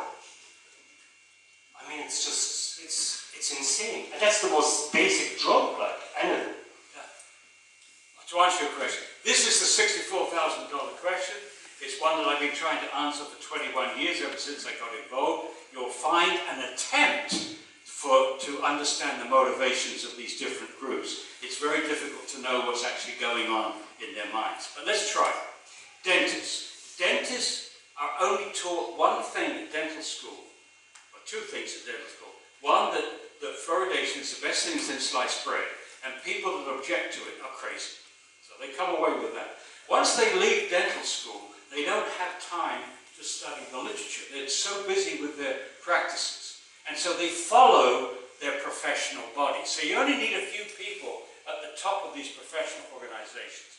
Again, with dentists, many dentists have told us personally behind the scenes that they're against fluoridation, but they won't come out in public because they're frightened of peer pressure, reprisals, and so on. And we've seen from other things that that's valid. Similarly with doctors. Doctors are not taught in medical schools anything about fluoride's toxicity. It's a no-go area. Then you have to go to government. Why governments? Why health departments? Again, I gave you a clue. When policy is king, science becomes a slave. You are taught as a bureaucrat not to create waves. Your job is not to question policy, but to carry out policy. And you go along to get along. The only people that could really change this are people at the top, but they're usually political appointments, so they're going to be very sensitive to what the politicians want. Now, what I really think is keeping this going. It's not that sinister. It's not that sinister. What keeps them going is, I think, this. In their minds, the people in public health think that if they lose fluoridation, they lose credibility. If they lose credibility, they lose the public's trust. They lose the public's trust in other public health policies. And it's quite frankly that they agree with us that fluoridation is a pretty useless thing, that it doesn't have huge benefits and it has many risks. But they're not protecting fluoridation. They're protecting those other policies. And what are those other policies? Number one, vaccination. So fluoridation may not be worth much, but vaccination is worth billions. Because of the mercury in the vaccines? Vaccination as an industry is worth billions. They have so much political power. We have more lobbyists for the pharmaceutical industry in America than any other lobby. We have more lobbyists for the pharmaceutical industry than politicians, more members of Congress. They were able to get a law passed in the United States that relieves them of any liabilities. If anybody is harmed by vaccination, it's not the pharmaceutical industry that has to pay. It's the taxpayers have to pay. The government will pay any damages. So I think that vaccination is one of the things that's being protected. That's why they're fighting so hard. The other thing to bear in mind is liabilities. The American Dental Association requires everybody that manufactures toothpaste or other products, if they want the ADA's seal of approval, it must contain fluoride. The people that are making toothpaste are very worried by the kind of data that you've heard from Declan. If water fluoridation falls, they are in trouble. And there's going to be some lawsuits out there, and that's what they're worried about.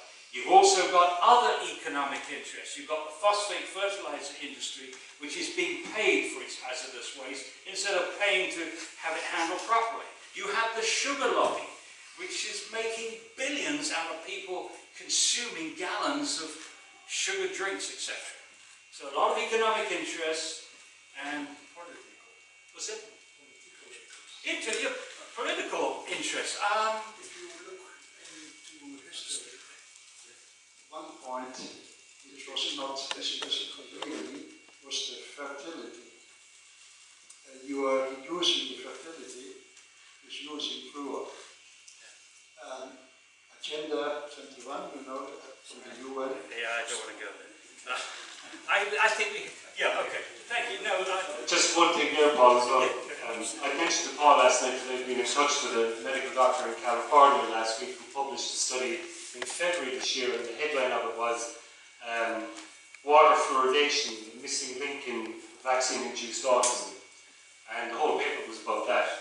And I contacted him afterwards and I said, I've been doing a lot of research on myself, and I said, yes, you're right, but it's not just the vaccines, it's also the pesticides like I was talking about before. But in the vaccines, what it is it's the aluminium. There's about 70 studies that have been published showing that it's the aluminium in the vaccine that is causing the problem. Fluoride increases the absorption of aluminium into the brain, and aluminium increases the toxicity of fluoride in the brain. So what you have in Ireland is that you've got a scenario where children are getting a vaccine, and if they were getting the same vaccine in France, the effect would be completely different. Because the blood levels of fluoride in the children in Ireland and in the United States are 20 times, 30 times higher than what they are in France. It's only 3% of France would be taking fluoridated salt. One region around the area where they produce it, that's it. But so they don't even agree that ADHD exists as a disease in France. They actually would go, what do you mean? We don't have any ADHD. And I've heard the likes of radio presenters in Ireland say the same about Scandinavia and everywhere else. And I'd listen to it on the radio and I'd go, but you can't compare Scandinavia and France with Ireland and the United States and Australia.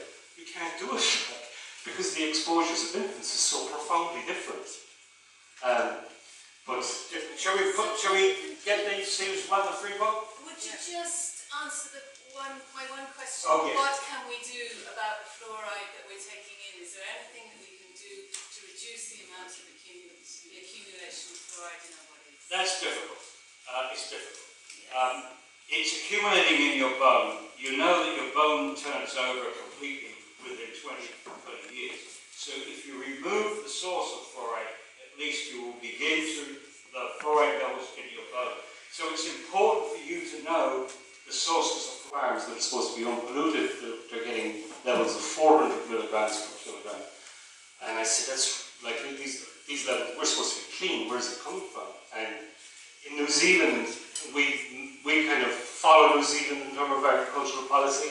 A paper published just this year, or in the last year, highlighted the fact that now they test soils and agricultural lands in New Zealand in terms of pasture lands and horticultural enterprises.